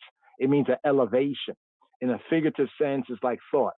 So as they would be trotting to Jerusalem during the high holy season, they're chanting, right? They're chanting these particular psalms. And these particular psalms is the thoughts that's going up. So the word ma'ala, simply an elevation, literally a journey to a higher place. So to return to the land, right? Return to land, even with Ethiopia, the southern tribe of Judah kingdom, we return to the land, it's actually going up because it's an elevation. Ethiopia is known as what? Is known as the kind of the rooftop of Africa because it's a high elevation. So likened to Yisrael, also this, and Jerusalem, this high elevation, right? So just to get the kind of the direct literal sense, right, of the elevation. So both is the Hebrew 2 truths. What is the Hebrew 2 truths? Well, some things is literal directly, like Allah, higher height, and then it's to the more figurative, you know, like ma'ala, like what goes up, like what thoughts. You know, somebody says, you know, I was thinking, and this thought came to mind. That thought came to mind because that thought went up. Right? Simply put, that thought went up. Right? So you see the simple sense right there of it. So let's keep in mind that there's what we know as the Hebrew, you know, the Hebrew 2 truths, right? The 2 truths right there, the 2 truths, both the literal sense and the figurative, the figure of speech, right? Also, to be thorough here, right? Ma'ala is a step. Ma'alot is steps. Right, because every step should take you what? Should take you a little bit higher, right? You know, if it's real steps, if it's not real, or even lower. But in our context here, we're going higher, right? Right here. So literally, it can be a grade, a mark, right? From Allah, we get the whole idea of Elyon, right? Of Elyon, the Most High or the highest, right? So stations. Superiority stations, climatic progression, right? In certain songs, things that come up, right? To be high degree, most high, right? From that same root right there, the Elyon sense. So just so we can understand what kind of psalm this is, right? You know, so we can give praise, as Psalm 47:7 says, give praise with understanding, with bina, tabuna, right? Be able to distinguish, you know, and I know what the gatherings for. That chant, I am being a chant to know what the psalm, the chant is for. A hymn of faith here, Shir ha ma'alot eleika nasati eta ainai. Eleika, ele to ka, to the I male. Aleka, alecha, aleka, to the I male. Nasati, I have lifted up. I have nasa, nasa, right? Nasa means to lift. Those who tell you that nasa means to deceive, they themselves are deceived. They don't know Hebrew. They are looking at some translations, but not really speaking the language. Nasha, the word nasha means to deceive. Nasha, you have it in the garden where Hawa said that Nahash had deceived her. Right? She's a term nasha. Nasa, like NASA, nasa means to lift. As you can see, to lift, to bear, to lift. Right? It can also mean Hebraically to forgive. One of the attributes of Yahweh, he who be, who he be El no say. El no say. El, the Almighty or God no say. He be the God that lifts. Translation, he be the God that forgives. All right, El no say. That's what you see where it says to forgive in that sense right there. But the context here, right, nasati, right, nasati, that's this word right here, nasati, right, means I have lifted up. I have lifted up. I have lifted up what? Et, right? The next letter right there, et, in the Hebrew, biblical Hebrew, is a direct object marker. In other words, it points to what the verb is talking about, right? Which word coming along is the verb pointing to, right? Nasati et ainai. Nasati et ainai. Ainai. Ainai. Ayin, ayin. The word ayin, right? Fully enunciated, ayin. Basic Hebrew, ayin, ayin. What is the ayin? Ayin is the eye, right? The eye, the physical eye. Hebrew, the two truths, that which shows mental qualities. You see the eye, third entry of the mental or the spiritual faculties, figuratively. Remember when Yeshua said, he said, if your eye be single, right, and body full of light, the eye, whether literally or figuratively, the Hebrew, the Yehudit, two truths. By analogy, we have the word ayin in another pointing of ain. Ain. What is a ain? Like ain or ain? Ain, right? Ain Gedi. Ain Gedi. The fountain, right? The fountain of Gedi. The fountain of the cat, like the kid, right? Ain Gedi, right? Basically, the eye also in a secondary sense and pointed slightly different. Ain and ain or ein means a fountain. Why do they call the fountain an eye? The Strong's bringing out here. It's the eye of the landscape, right? The eye of the landscape, right? Just to show that connection here to get a good groundation here. So here, first part of the verse up to the comma in the verse. Eleka nasati eta ainai. To the I male, I lift up. I have lifted up. I lift up. Et ainai. I lift up my eyes, my ayin, right? My eyes. Ha yoshbi. Ha yoshbi. Ha the yoshbi. Yosheb in Hebrew means the one who sits, the sitter, the one who's enthroned. From the basic Hebrew shoresh verb yashab. Yashab means to dwell, or he dwelt, he sat, he remained, he abode. It's the root word. Yosheb is the sitter, the one who sits down, the one who is even enthroned in a sense. Ha is a definite article. Ha yoshbi. Yoshbi, in the sense of yoshbi, is the one who sits, right, in or upon, is connected with the next word following, right? The sitter of what? Ha yoshbi ba shemayim. Ba, upon the heavens.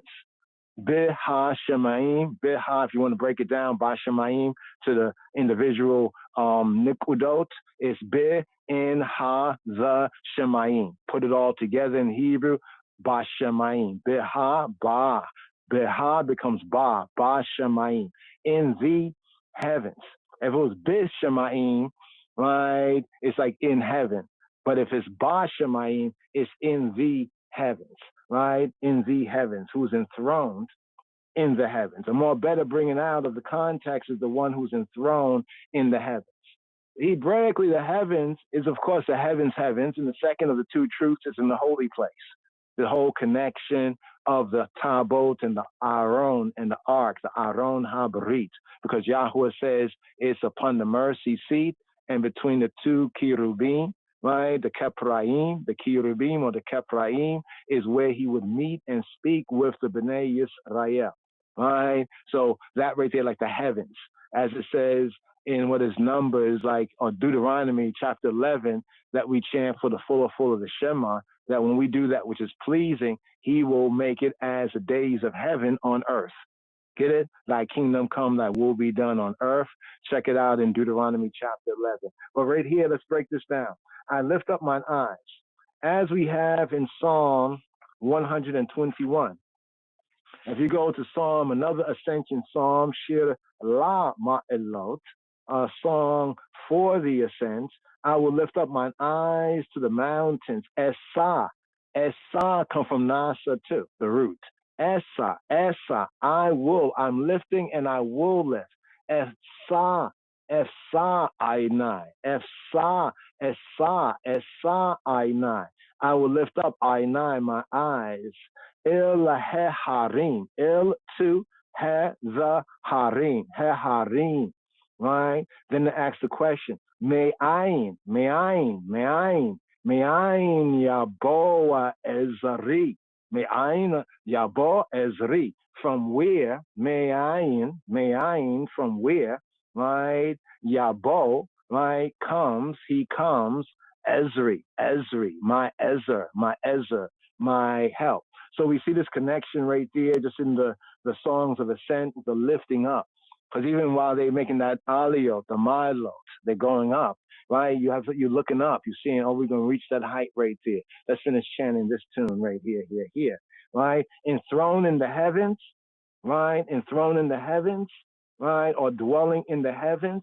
Ha Yoshbi, the sitter, Bashamayim, Ha Yoshbi, Bashamayim, the sitter, the one enthroned in the heavens, as king, Yahweh Eloheinu, right? As king, he is the original king of kings, right? As king, as Melech, Ha-Melech, and as Ha-Shofet, right? Ha-Dain, right? The judge and the executor. We have this in Psalm 2, right? The second Psalm, round about verse 3, verse 4. Let's go on to the Bayit verse. The Bayit, the second verse right here. Behold, as the eyes of servants to the hand of their masters, as the eyes of a maiden to the hand of her mistress, so our eyes upon Yahweh Eloheinu, until that he have mercy upon us, upon I and I. Now, we didn't read the italics. I mean, we go through this because somebody new might come in. We didn't read the italics because they're not really there in the Hebrew. You know, we can prove that all day. You know, just read it in the KJV, read in the Hebrew, you'll find that the other words, italicized words, were supplied. Well, right here, this verse full of full. Hine ka aineya abadim il yad adonehem. Il yad, to that yad, the hand, il yad adonai, right, hem, to the hand of their masters. All right, now there's an interesting in Hebrew, it could be masters, like many masters, or in the context, since it's one mistress, it's talking about one master, but remember the plurality brings out the intensity, you know, like the intensity of it, right? Adonehem, to their masters. Ka aine, as the eyes of aine. See, aine means the eyes of, ainai means my eyes. See, the pointing is aine, because like the eyes of, right? Shifcha, right? Shifcha, as the eyes of a female servant, shifcha, right? Iliad, to the hand, Gibirtaha, modern Hebrew, Givret, like a mistress, a lady, right? Here we have Gibirtaha, Cain, so, like this, yes, so, I nay, Ainenu. So our Ainenu, our eyes, il are to Yahuwah, he who be, who he be, Eloheinu, our Elohim, our almighty power, ad, until, going on like until, Sheyachayenu. Interesting right here, we have Sheyachayenu. Right? Let's go to this right here. Right? Chayenu. She, until Chaye, till he have Hanan, until he have grace, until he show favor. No, we want to keep on looking to him until he show Yahweh Eloheinu, until he shows us that pity, that favor, that undeserved merit. One can say that grace. So he be gracious to us till he show I favor right here. Let's break this down right here. Right? First part, Hine. Let's go from here. Hine is the word for behold. Let's go down here just so you can see it's the Tanakh. Hine. You see Hine? Hine. Behold, look and see. It has a sense of look, see, here it is. Like here it is. Like, you know, Hine, like look, here it is. Behold. It's a sense of behold, but it's like look, hain. Look, lo, hen. Like here. Like lo, behold. Like look here. Right? Here, behold, let's go up here. Hine, k, like Aine, like the eyes of Abadim. What is that word? Ebed. From Ebed. Abad, Ebed is a servant. They translate as slave, a servant. In some context, since the holy service is called the Abodah. We call it the Abodah, from Abad, to work, to serve. You see where the C entry is servants in the context. This is our context here as worshipers, in other words, of Elohim. Also with servant, it's in a special sense as the prophets, the Nabim, right, are Abadim, right? Halloween, the Levites are Abadim. Yisrael called, all of Israel's called to be an Abada, Ebed, right, and Abadim, servants, right? So right here to servants, right? Notice the word look is not there. The word look is not there, right? None of these words in the first part, Hine, Ka, Aine, Avadim, Iliad, Adonehem. There's no word there for look, right? It's implied because it says as our eyes, right? As our eyes, right? As our eyes, actually as the eyes of servants, Ka Aine Avadim, as eyes of servants, Iliad. Notice the eyes are to the what?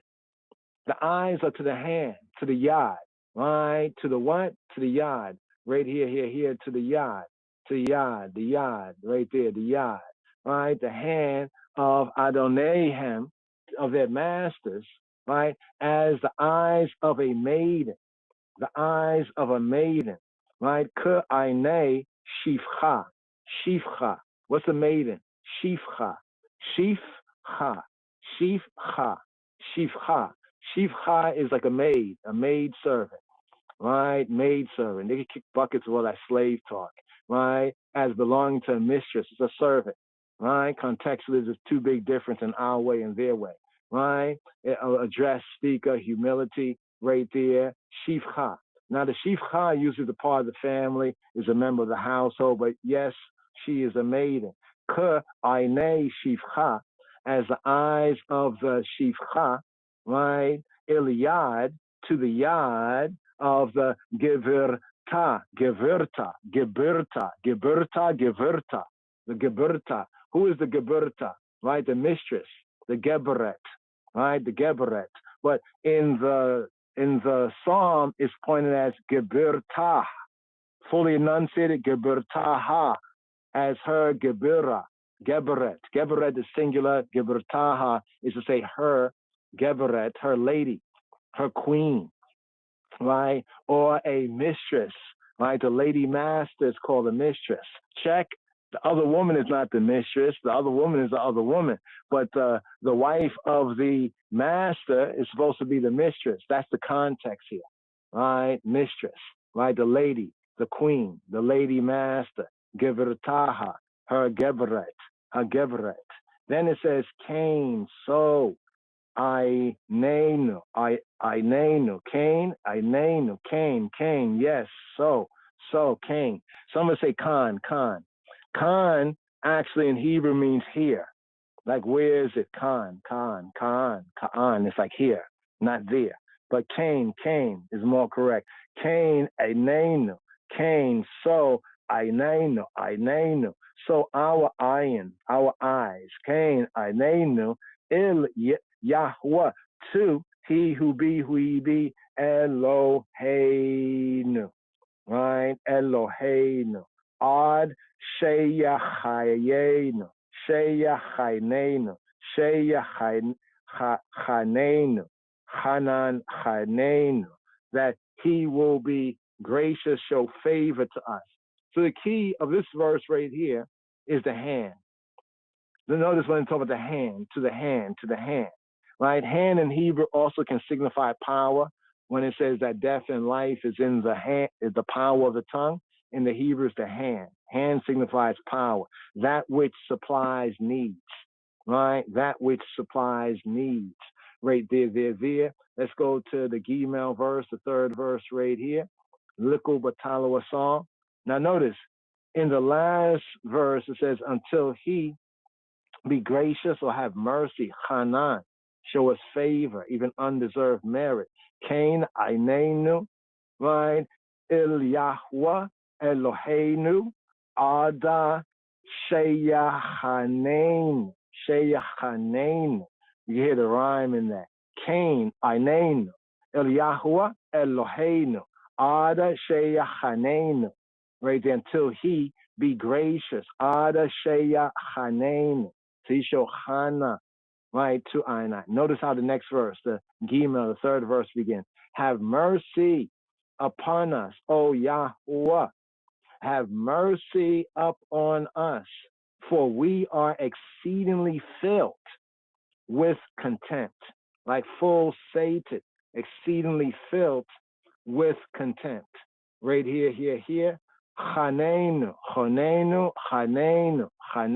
Yahweh, Chanenu. Right? Or some would enunciate it, some Hebrew speakers as Chonenu, Yahweh, Chonenu. They might say Chonenu Adonai, Chonenu. We say Chanenu, Yahweh, Chanenu. Show Hanan, show favor to Anu. Chonenu is saying show favor, show Hanan. Right? There's the word right there, the H2603. Show Hanan to Anu to us. Chonenu, right? Yahuwah, Chonenu. Ki Rab, for enough, because enough. Saba'inu,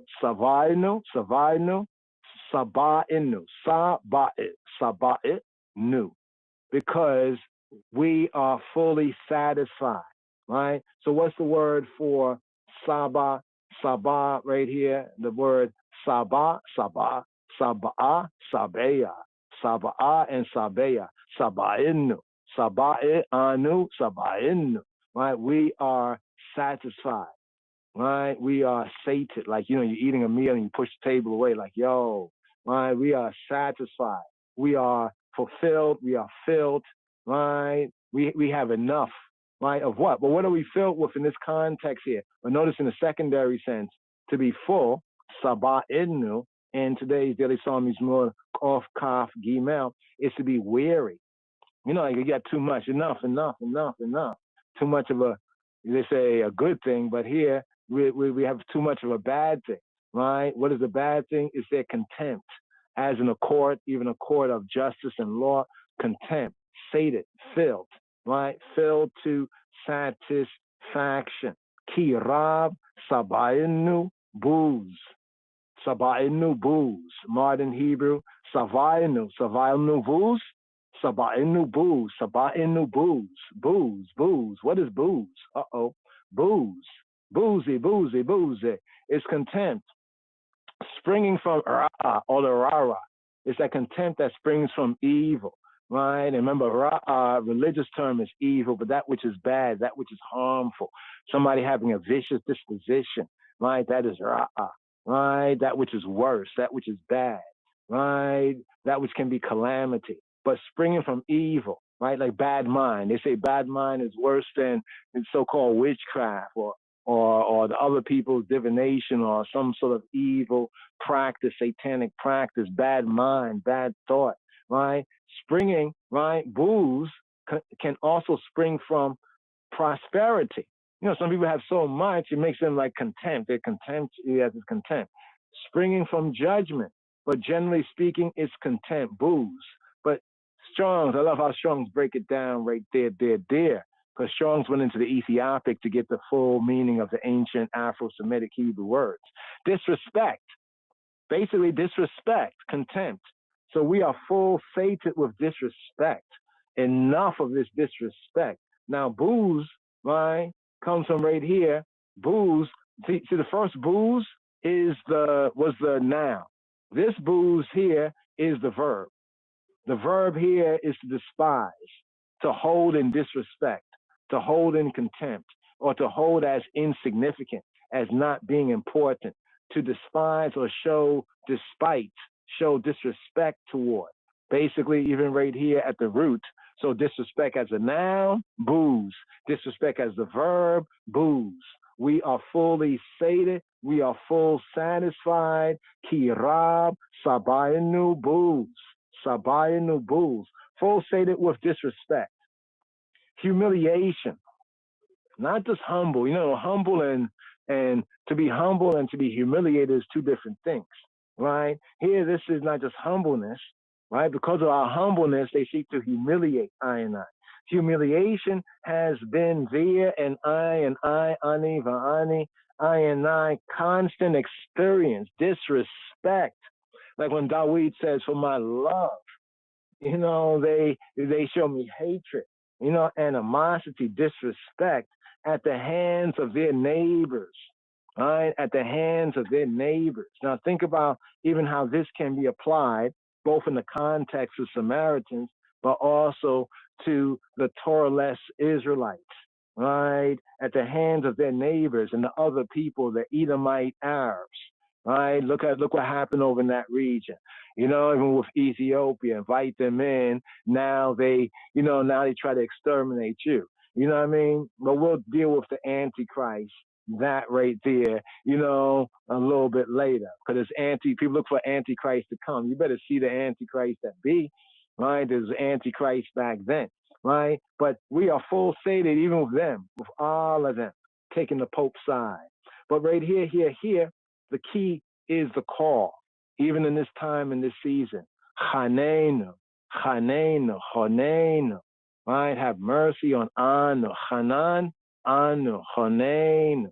Have mercy on I and I, Yahweh. Have mercy on I and I. For we are exceedingly filled with contempt. Right? With contempt. Right here. Right? Psalm is pretty self-expressive, yes. The Dalet, the fourth verse. So we're going through the Abu, Gida, the Abba. Our soul filled with the scorning of those that are at ease. Things are easy for them, right? With the contempt. What's the word for contempt? Booze. The booze. They're on some booze. They must be drunk. They're drunk, right? With contempt for the righteous, right? With disrespect for I and I. Disrespect for I and I, even of the new name, right? As called, chosen, faithful Rastafari, or just generally as the Israelites of Ethiopia, as the Ethiopian Hebrew, commandment keepers, community of I and I Rasta. They disrespect, right? The disrespect. But then we find out that they are Torah-less. They talk Torah, right? But they don't work it out, right? They don't even reason it out properly. But our soul is exceeding. Notice the focus here, even this time of the Cheshbon HaNefesh, of soul searching, the Cheshbon during the time, in the 10 days of Or, between the days of the trumpets, right? The day Yom Teruah, right? That trumpet, that alarm, wake up, Jacob. That's what the trumpet is there for, the shofar, the wake up, and it's blown continually, right, through the time of the judgment day in the season, according to the pilgrimage, according to the covenant feasts and festivals, the YomHakippurim, right? Our soul, right, is exceedingly filled with the scorning. You know, when for the YomHakippurim, we're told to afflict our soul. Traditionally, it is advised that, you know, as a basic way of affliction of the soul is fasting, right? But this right here shows us the affliction of those who had returned, like Ezra and Nehemiah, and sought to rebuild the wall of Jerusalem, the temple, and the Samaritans were hating. That's why we see in the New Covenant, there's that difference between the Samaritans, right? Because they had been haters even in the past. But Rabbeinu Yeshua shows some grace to Samaritan woman, and he even pointed out more by saying the Good Samaritan. If we are supposed to be better, then why don't we live better? Remember the example Yeshua gave of the Levite, the Judahite, everybody crossed over the other side when one of our own was down, right? Got beat up by robbers. But even the Samaritan, right, who we say he's not really in the true and the right Judaic, Hebraic tribe of Judah way, you know what I mean? Even he knew enough to help out, right, the fallen, as the Torah teaches, right, just to check that. But here it's speaking to like the epicenter of where that difference between the Samaritans, the northern, they were not the 10 tribes, but they pretended to be. You know what I'm saying? And the returned Judahites of the tribe of Judah. Let's hit this verse right here in the Hebrew, right here. Rabat, Saba'a, Saba'a, Rabata Saba'a lah. Rabat, nuf, Rabat. That's the word exceeding. Rab, but here, Rab is in the basic sense, great many, but in the text is Rabat. Rabat, right? Rabat. Because it is feminizing by putting the tav behind it because of the word this is associated with. Rabat, Saba'a, Saba'a, right? Being filled, nuf being filled, Saba'a, Saba'a. The word Sabeya, Saba, Saba, right? To say to be satisfied, full, Saba'a, lah. Lah means for her, lah. Full enunciate, laha. If you want to fully stretch it, to bring it out, laha. Rabata Shaba'ah laha. Right? Rabata Shaba'ah laha. Nuf, satisfied for her, sated, filled, right, for her. Naf sheinu. So this is the word right there, naf sheinu. This is our nefesh, nafshe of anu. Nafshenu. You see where it says our soul, our nefesh, nafshenu, our soul, right? She is full for her, right? Full for her what?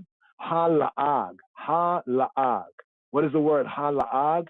Hala'ag. Let's go down here. Hala'ag is the word scorning. The la'ag. Ha, definite article, la'ag, hala'ag. With the scorning. But the scorning is a light word. Here they bringing out better BDB, the mocking. How they mock I and I. Like, so this fool, right? Because foolishness must be called what it is, right? He says, well, that's your brother. No, it's not I, brother. Not when you're not in the truth. You know, you're not in the truth. You're not the brother. You potentially, of the flesh you are. But that means if we're going to be carnal, right? We're not going to be carnal, right? But one said, halai. They're trying to diss, right? The Rastafari say halai. They're like Hallie. Or you slick, you funny, right? You know what we call that? The sneak dissing. But you know what we call that in the Hebrew? That's a hala'ag, the mocking, hala'ag, derision. See, if they had truth, they wouldn't have to be just there on that mockery, that scorning, if they had any truth. The truth is the truth, right? The truth is the life. The truth is the way, right? The mocking, derision, right? Stammerings, derision, scoffing. Get to the root, la'ag. Now remember, that was la'ag as a noun.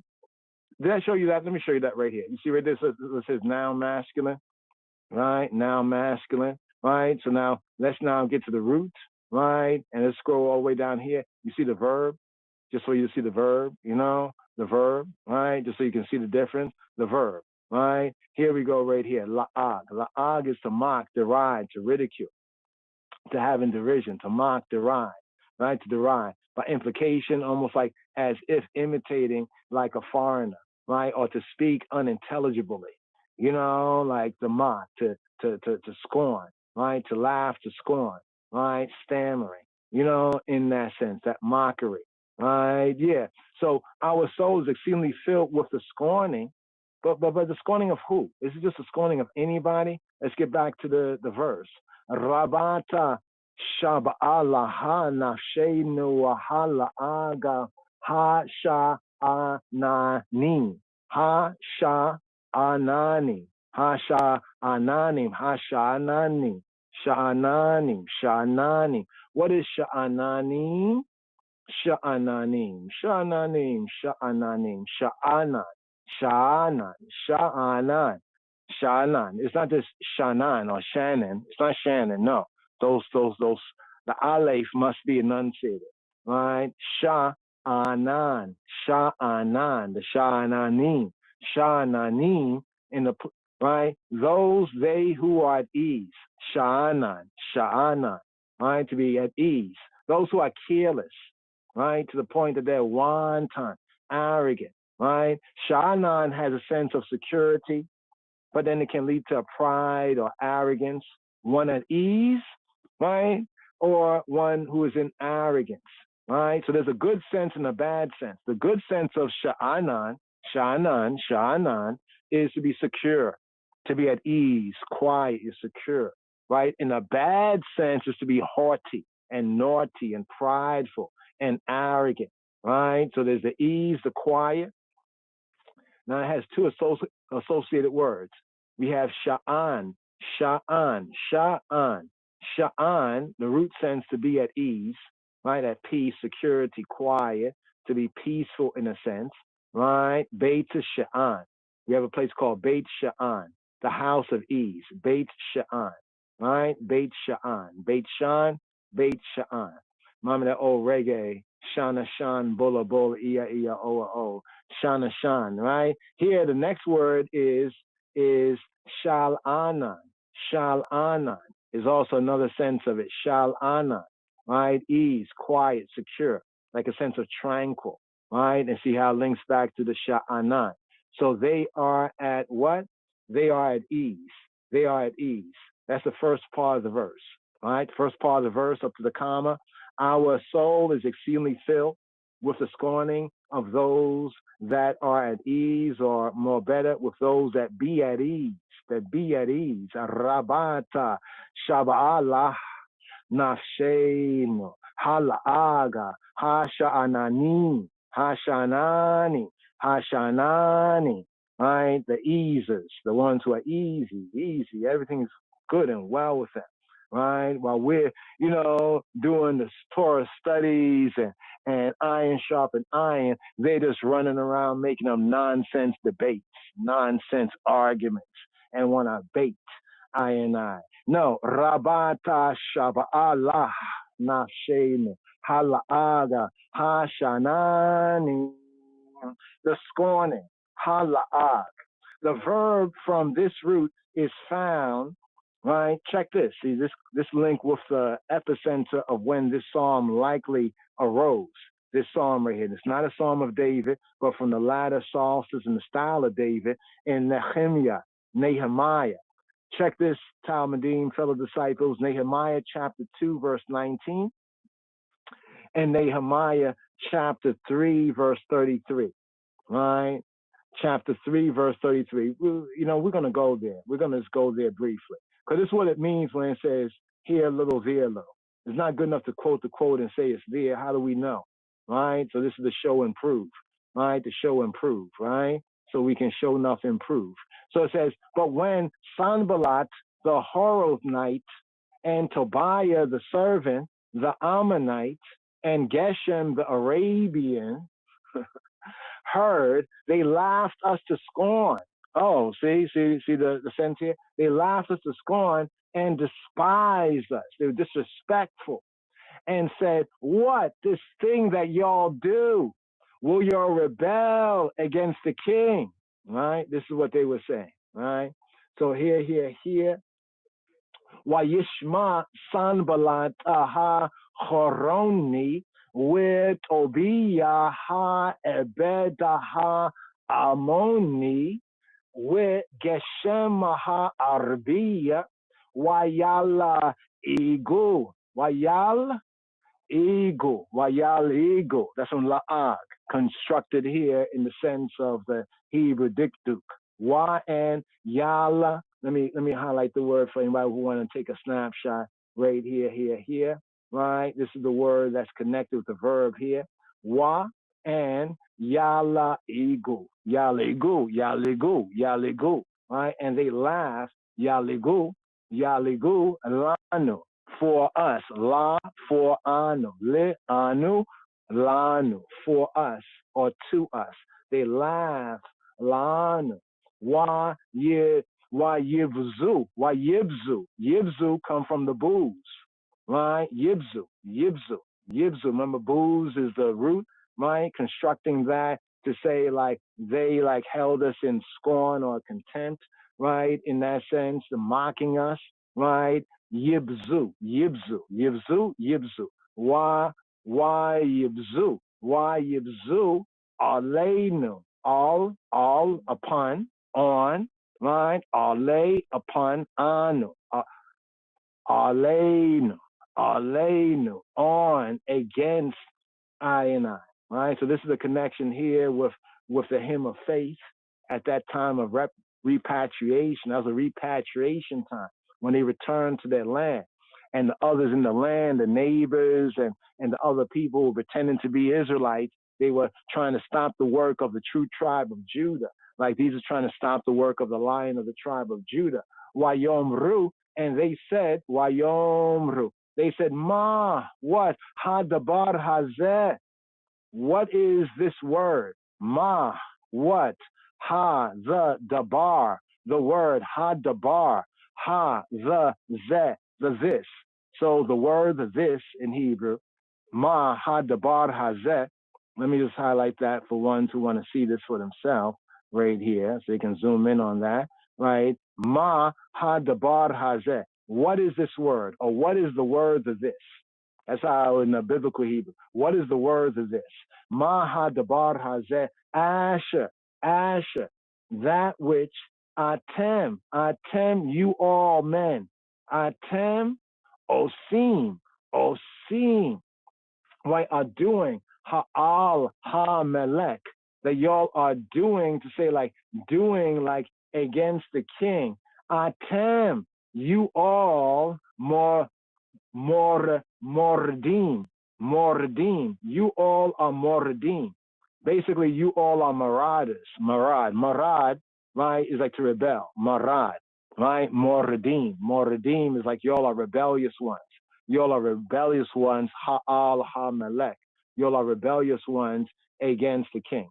So we went here, right, because the word scorn is our la'ag, here in this final verse, la'ag. Once again, la'ag, the age 39-32, to scorn or like disrespect and booze, baza, right? Bring out baza, booze forms from the same root, right? Baza, booze, to hold in contempt, disdain, to think of as worthless, vile, despicable, to disesteem, you know, to disesteem. So when they want to write Hyla and they put Halai and all this nonsense, you know what I mean? That's some scorn there. But here, one more verse right here. Just another verse, 3, and to make sure that the quotes are right and accurate, right?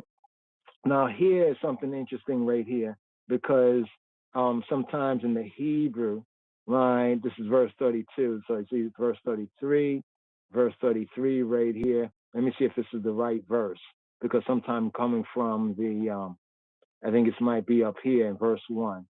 Right, let's see if it's here in verse 1, right here. Yeah, here it goes.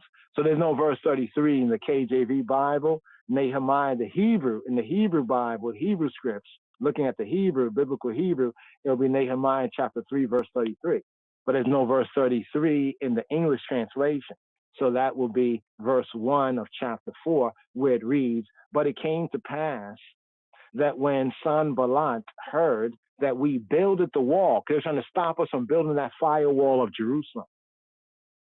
You know, I was telling my brother, Hail Up Zion, I was telling the eye that this is what lies, and they may not even recognize because they're under, you know, enemy occupation, you know, trying to like distract attention, take us off our focus, right? And when they were unsuccessful in that during the time of the return of the Yehudi from Babylon, even we, the black Jews of the line of the tribe of Judah, when Sanballat, who we mentioned in the other verse in Nehemiah 2:19, right? When he had heard, because he's a big man, right, among the Samaritan clique, right, that we builded the wall, that we were successful in what they were trying to stop us from doing, he was wroth. He was wroth. Zion, you picking up on this, Zion?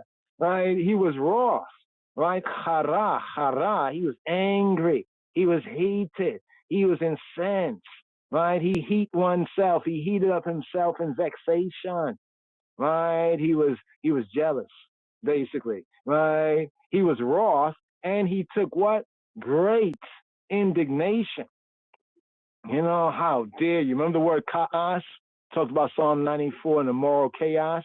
And I said it's interesting, moral chaos sound like the Hebrew chaos, right? Chaos, anger, vexation, right? Anger, trouble, anger, aggrievement, chaos, all that chaos, right? To great indignation, and they mocked la'ag. There's the word go, la'ag. See, we're trying to give here and seeking to give the context. That's what I mean, to study to show yourself a proof, right? Because somebody want to expound on this, we should ask a couple of questions, right? When was the psalm? When it was originally composed? What was it for? How did those before us use this? What does it mean, song of ascents or degrees? Put it into context for I and I. You know what I mean? So la'ag, right? To mock, to deride, to ridicule, right? The Yehudim. But check this verse out. This verse tells about not just Sanballat, but all of them, right? That when he heard that we builded the wall, we were able to build that wall, right? Right? Because remember, they were the Samaritans who the king of Assyria brought in to replace the 10 tribes of Israel. They half worshipped a little bit of Torah, and they half brought in their other gods, their Elohim Acharim, right? That's why there was that division between the Samaritans and the Yehudim. This is why Yeshua said to the Samaritan woman that y'all worship that which you know not. We know what we worship for salvations of Ha-Yehudim. In translation, the Judeans, the Judahites, or the Jews. So Sanballat, he took great indignation, right? And he did what? And he mocked Ha-Yehudim. He mocked the Judeans, the Judahites, right? Because sometimes people talk about Samaritans and Jews, and they don't know what they're talking about, really. You know what I mean? Even when Yeshua says the good Samaritan, don't mean the Samaritans are good, right? He said there happened to be one good. Like you say, a good white man. You know, I want to say a good, like Malcolm X talk about, what's his name? John Brown. Well, you say a good white man. Well, tell you, if there's a good white man, then, you know, and then he talks about John Brown. Then he, you know, because of what he did. So the same thing with the good Samaritan. So people get it all confused because Yeshua, he done checkmate, right, the Samaritan woman. She was talking all this yik-yak, our fathers worship Jacob's, you had Jacob's well, and our fathers worship here, and this is the well of Jacob. And you see in that scene, Yeshua and Yohanan in John's gospel, he's like, yeah, he's listening to her and everything. But then when she gets out of pocket, he says, y'all worship that which you know not. We know what we worship for salvation of the Yehudim, right? And most don't understand what that means. They think we're talking about the 740 to today, you know, Jews. No, we're talking about the roots. Here, for this verse here, Wayahi ka'asher shama. Wayahi, and it was ka'asher, when shama, when he heard, when he shama, right? Sanballat, when Sanballat heard, and it came to pass that when Sanballat heard, Wayahiya ka'asher shama Sanballat, ki, that, or because that, ki anachnu. Anachnu is the pronoun for we. But in Hebrew, anu is also a pronoun for we. The usual one is anachnu, but using the verbs, we use anu, right? Ki anachnu, for we ourselves. Ki anachnu, bonim. Modern Hebrew, vonim. Ki anachnu, vonim. Ki anachnu, bonim. That we have built it. That we anachnu, bonim. We, right? Or builders, like ones who build. Right? We have built it et ha choma. Et, right? Definite article ha, the choma. We built the choma. What's choma? Choma is the wall. Choma, right? We built a part that would join us together. We needed to have a wall, right? A wall around Yerushalayim. You know, like a wall, right? They broke the wall. The Babylonians broke down the wall, but they tried hard to break down the wall. It took them a little while, but they eventually broke down the wall and burned the temple. Same thing the Romans did. So now we had to build that wall. So when we had built that wall and Sanballat had heard, let's go to this first part of the sentence here. Wayahi ka'asher shama Sanballat ki anachnu abonim etaha choma. Built the wall. What happened? What happened after he heard? What did Sanballat hear? Shama, Sanballat, Shama, right? He heard. Shama means he heard. Shema is a command to a male singular or all of us as one man to hear. Shama means he heard, right? So when he heard, what happened? Wayichar lawu. Wayichar. Yechar comes from chara. Why yechar? It was har for him. It was har. He was hot. He was furious. Lawu. It was hot. It became hot for himself. Why yechar lawu? Why yikaas? He was in kaas, right? Kaas. And he took great, right? Kaas, right? Here it says, Wayikaasa, harbe. It's to say like enough, harbe, many. He took like much, like a great, much, kaas. You know, much indignation, vexation. This word is probably vexation. Wayikaas, and he was vexa harbe, very much, right? Harbe. Why yalaeg? Why and yalaeg? Yaleg from laag, yaleg, in the verb action sense, yaleg, right? And he mocked. Why and why yalaeg al? He mocked against upon ha Yehudim. This is the part that is similar to our psalm here today. Right here. This is the part. Why and Wayalaeg al ha-Yehudim. Wayalaeg al ha-Yehudim. Against the Yehudim. Against the Judahites. See? So that is the difference there. So Yeshua, Robbeinu, Einai Rabbi, the rabbis, he gave us a parable and a lesson that there could be a good Samaritan. But generally speaking, the way that they worship, right, is no good, right, for us as Yehudi. That's why he says salvation. You know, the Yeshua, Yeshuot is of Ha-Yehudim. And who mocked the Yehudim? Sanballat.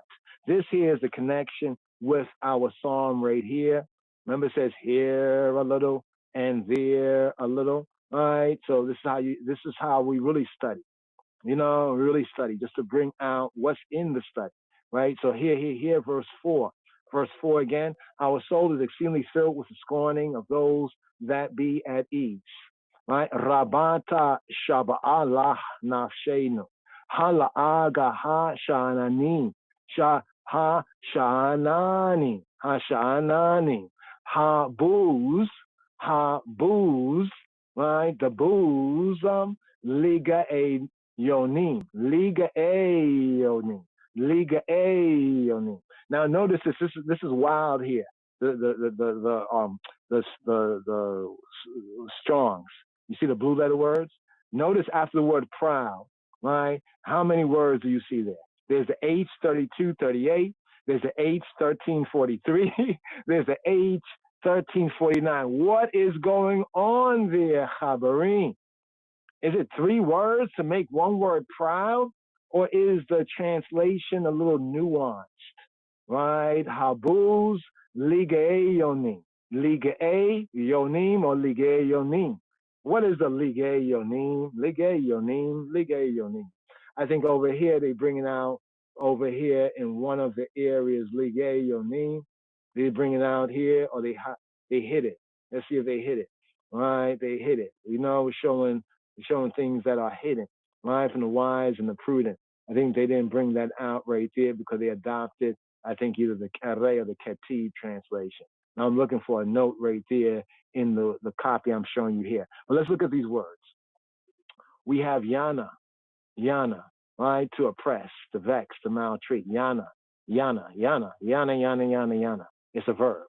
Yana, to be violent, to rage, right? Let's go to the next word. Ge'eh, right? Ge'eh, really ge'eh has a Y glide. Ge'eh, or ge'eh, right? The ge'eh is lofty or arrogant, right? It comes from ga'ah is to raise up, ga'ah, to mount up, or even to be like majestic. Right? But they are lofty when they are not really majestic. They have no right to be lofty. Humble yourself. Here, and the last word is ga'ayon. What is ga'ayon? Right? Ga'ayon means proud. So what we have here in the Hebrew is a situation of ketib. Ketib means that which is katab, written. Ketib is the written. The written, right? The written says ligae yonim, basically connect with this word, gayon, ligae yonim, gayonim. So it's the gayon, and the im makes it plural, gayonim, ligae yonim, altogether ligae yonim, or if you want to go slow, ligayonim, right? There's nothing wrong with that, right? That's how we build, right? Ga'ah. So here is looking at these 3 words. There's a ketib, what is written. Sometime in some of the old manuscripts, a wow might have been written shorter, right? If you write a wow short, it might look like a yod. So sometimes some letters, or some might say a carelessness of a copyist, but there are often some interesting dualities of possible translations. This is one particular area right here with that word proud. The scripture says, Habuz ligae yonim, right? Or we can look at it as ligae yonim. One word, ligae yonim, or as ligae yonim, right? Ligae yonim. So this one word right here is taken to task, right? Either it is one word for the proud, giei yonim, those who are gayon, right? Or it is a 2-fold construct in Hebrew, which is possible. Ligae, one word, and yonim. Ligae yonim. And so if we look at it as the kere, right, what is said, right, as ligae yonim, it would mean the proud ones of the oppressors. Ligae yonim. So in other words, this one word can be seen as one word. When we look at the one word, it's like, wow, that could be that one word, gai yonim, giei yonim, or it could be giei, right, the proud ones of the yonim, the down pressers, right? So that can be read as 2 words. When read as 2 words, it would be, and with the contempt of the proud down pressers, or the proud ones of the down pressers. Once again, to bring out that word, the yana, where we get the yonim, right? To oppress, to suppress, to treat violently. It has a sense of to rage or be violent at, to maltreat. The yonim, right? The yonim, right? The giei yonim, right? The proud ones, giei, the proud ones of the yonim. Or we can look at it as what is written, ligai yonim, ligiei yonim, as just the proud ones, So you check that one right there, just to show that nuance, right there of the Hebrew. That's why they have 3 words behind it. They could have just had the H1349. But because the scholars and the others understand and study these things, they see where there was that ancient reading of it, where that one word, yes, it's the Giyeyonim, it's the proud ones. But you know why they're proud ones? It's like a moray teaching the disciples or teaching his students, right? Yes, the word is Giyeyonim. Yes, the proud ones. But why are they proud? Talmudim, disciples, why are they proud? Because they are the Giyeyonim. So basically, the Giyeyonim brings out Hebrew etymology. You know how you take a word and then you break it down and see what's in that word, another possible word, and then even that possible word makes sense even with the plain reading of the word. This is one of those words right here. But let's just go over this just to seal this right here, right? So the scorning, once again, the scorning. We touch on the verb root, right? The scorning of the la'ag, the mocking, the derision, right? They laughed us to scorn, and they mocked Ha-Yehudim. They laughed us to scorn, right? In Nehemiah 2:19, and they mocked, right? They mocked Ha-Yehudim, right? In Nehemiah chapter 3, verse 33, if you're reading the Hebrew manuscript. But if you're reading the King James Bible, that will be in Nehemiah chapter 4, verse 1, right? Those that are at ease. Ha-Shanani, Shani, right? Sha'anani,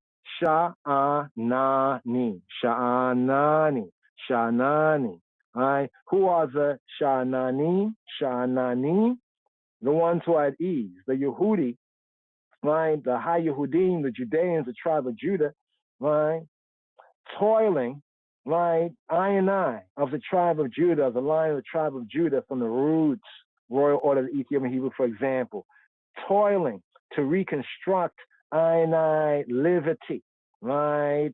In Jerusalem, in that air, the atmosphere of peace with God and with man, right?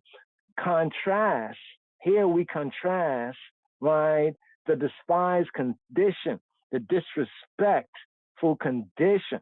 To think about that, all the other black Hebrew Israelites, they all come out of the commandment keepers from that root right there. And that disrespect both to the Israelites of Ethiopia, right? Are ye not as the children of Ethiopia, the mere children of Israel, and to the called, chosen, and faithful Rastafari. That means that there's a lot of Rastas and rascals out there.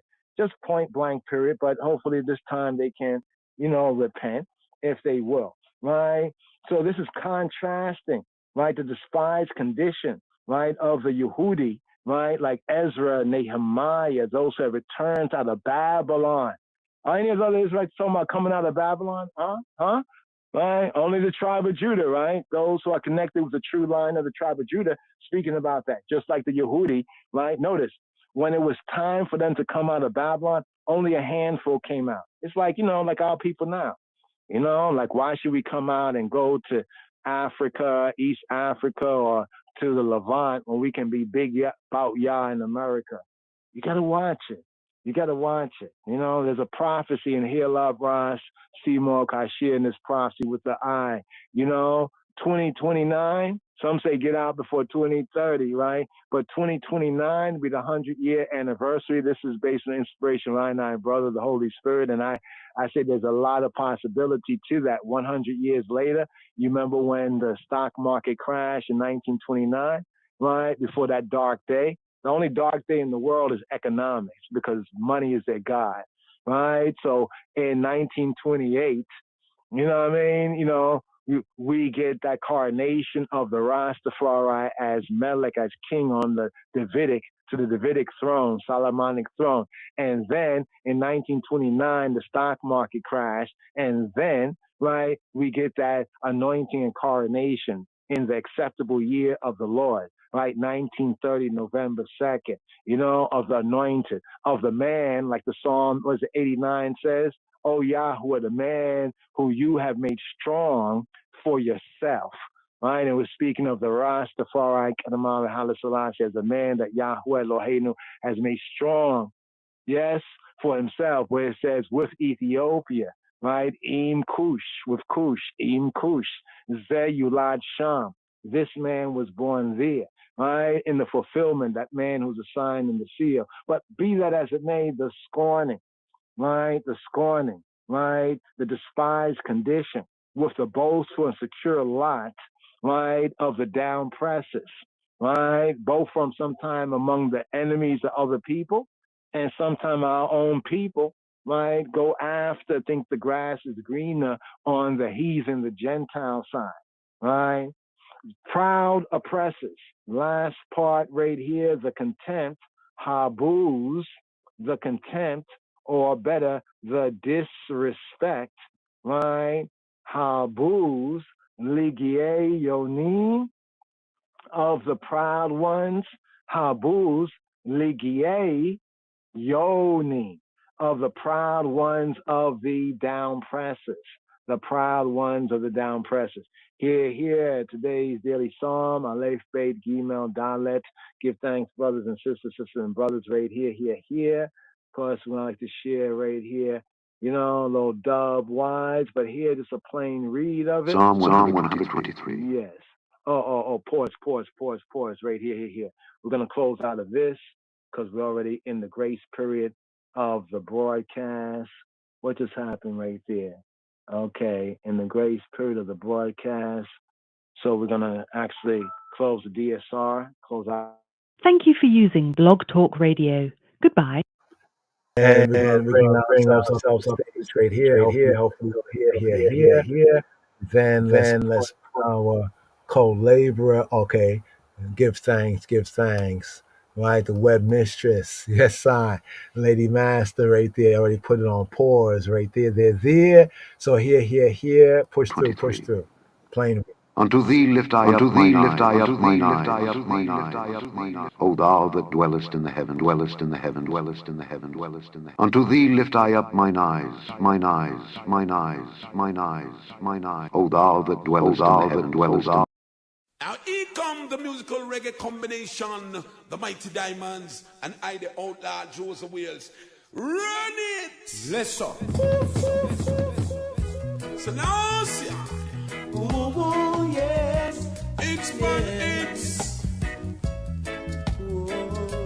reggae music, you could never refuse it.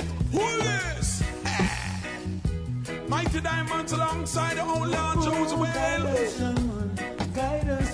And I could never go to jail. Sure. Oh, yes. Step on the elder. And mercy on a good man and help him.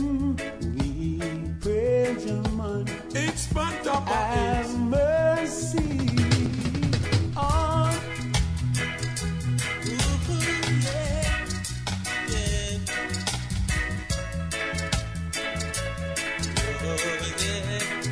Psalm 123. Unto thee lift I up mine eyes. O thou that dwellest in the heaven. Unto thee lift I up mine eyes. O thou that dwellest in the heaven.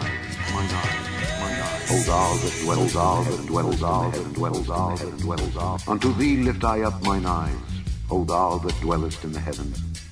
Behold, as the eyes of servants look unto the hand of their masters, and as the eyes of a maiden unto the hand of her mistress, so our eyes wait upon the Lord our God, until that he have mercy upon us. Have mercy upon us, O Lord. Have mercy upon us. For we are exceedingly filled with contempt. Our soul is exceedingly filled with the scorning of those that are at ease, and with the contempt of the proud.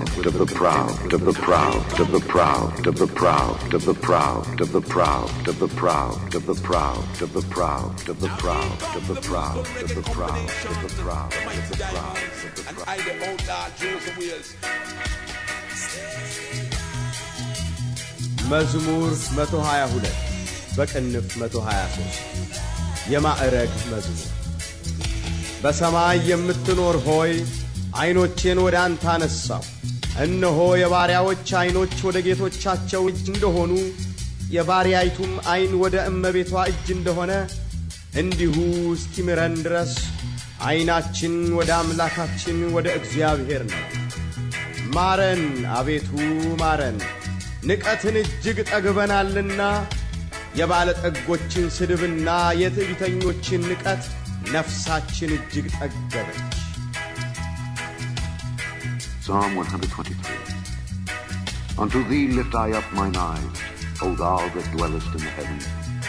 Behold, as the eyes of servants look unto the hand of their masters, and as the eyes of a maiden unto the hand of her mistress, so our eyes wait upon the Lord our God, until that he have mercy upon us. Have mercy upon us, O Lord. Have mercy upon us. For we are exceedingly filled with contempt. Our soul is exceedingly filled with the scorning of those that are at ease, and with the contempt of the proud.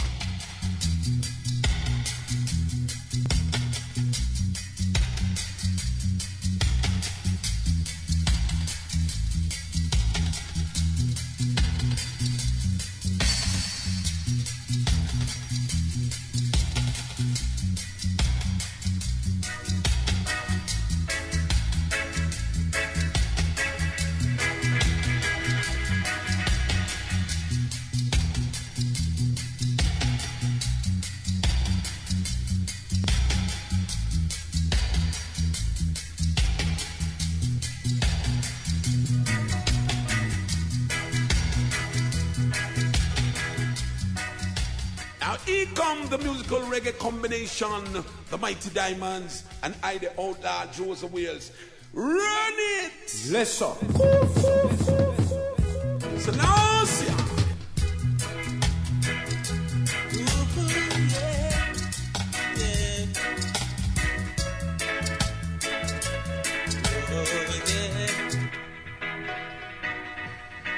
מזמור קכ"ג שיר המעלות.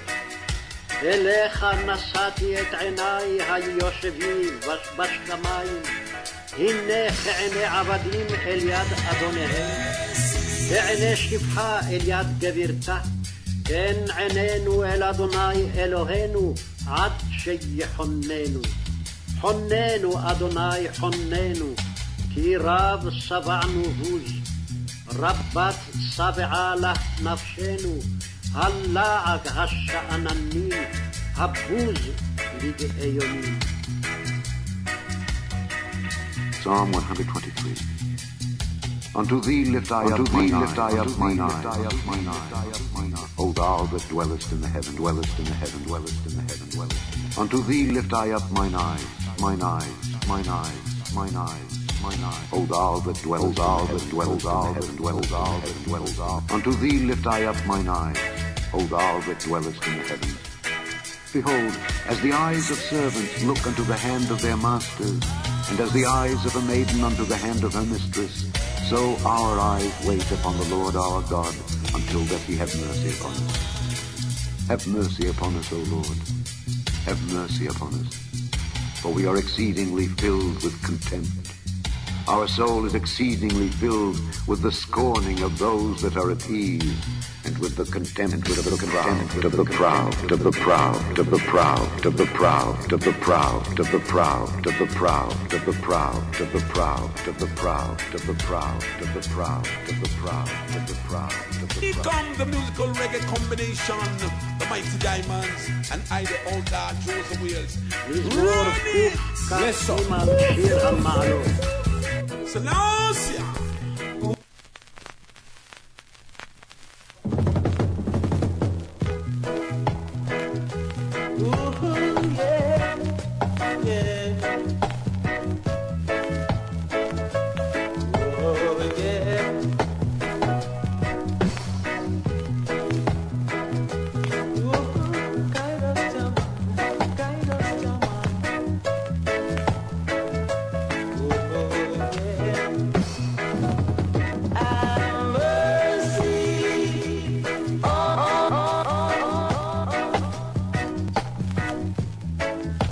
መዝሙር 122 በቅንፍ 123 የማዕረግ መዝሙር። በሰማይ የምትኖር ሆይ አይኖቼን ወደ አንተ አነሳው። እነሆ የባሪያዎች አይኖች ወደ ጌቶቻቸው እንደሆኑ የባሪያይቱም ዓይን ወደ እመቤቷ እጅ እንደሆነ እንዲሁ እስኪምረን ድረስ ዓይናችን ወደ አምላካችን ወደ እግዚአብሔር ነው። ማረን አቤቱ ማረን፣ ንቀትን እጅግ ጠግበናልና የባለጠጎችን ስድብና የትዕቢተኞችን ንቀት ነፍሳችን እጅግ ጠገበች።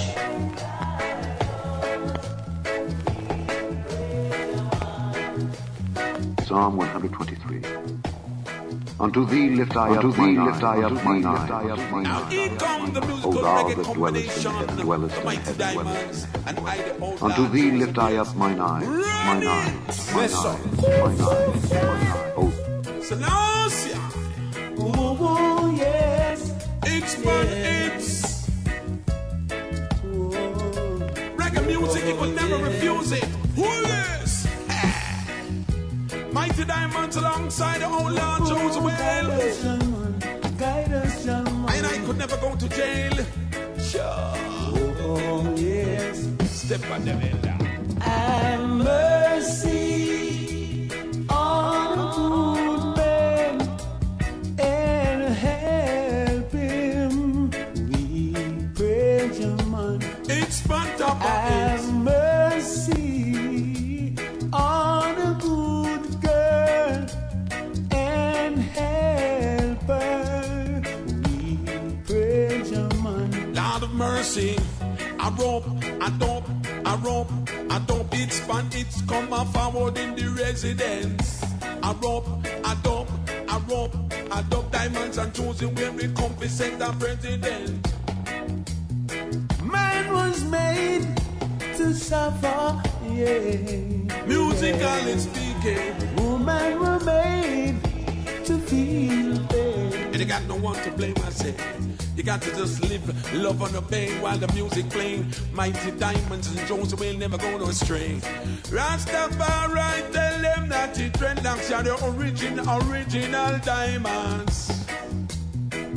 Time is running out, yeah. Selassie, I know him.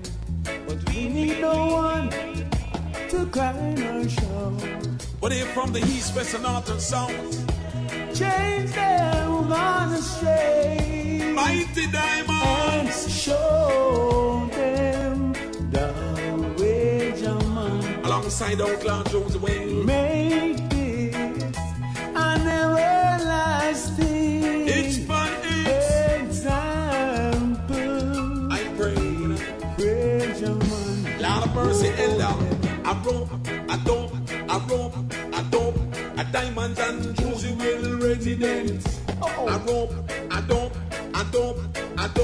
we forward, we mash up the resident. And we say boom it in the east and then we boom it in the west. It's fun, it's don't you know we are the best. The mighty diamonds alongside the Outlaw Josie will never go to jail and if I get bail, you don't have to see what sailors always say. Man was made to suffer, yeah, oh yeah. And woman were made to feel pain. Musically speaking. Mercy on a good man and help him. We praise your man. Guidance and protection. Help everyone that is good. And spank those that are bad. Because they can't show them in front of the bus for lion. Sometimes people can't change, you see? That's that, man. Diamonds. Some more blessings, you know. Time is running out. Yeah, oh yeah. And women were made to feel the pain. Kuf. Mizmor Kof, Kaf, Gimel. Laila Tov, Chaverim. Torah is the way, Torah is the truth, Torah is the life. Moshiach is the way, the truth, and the life. The King of Kings, Christ, Yeshua HaMoshiach. Yes, I.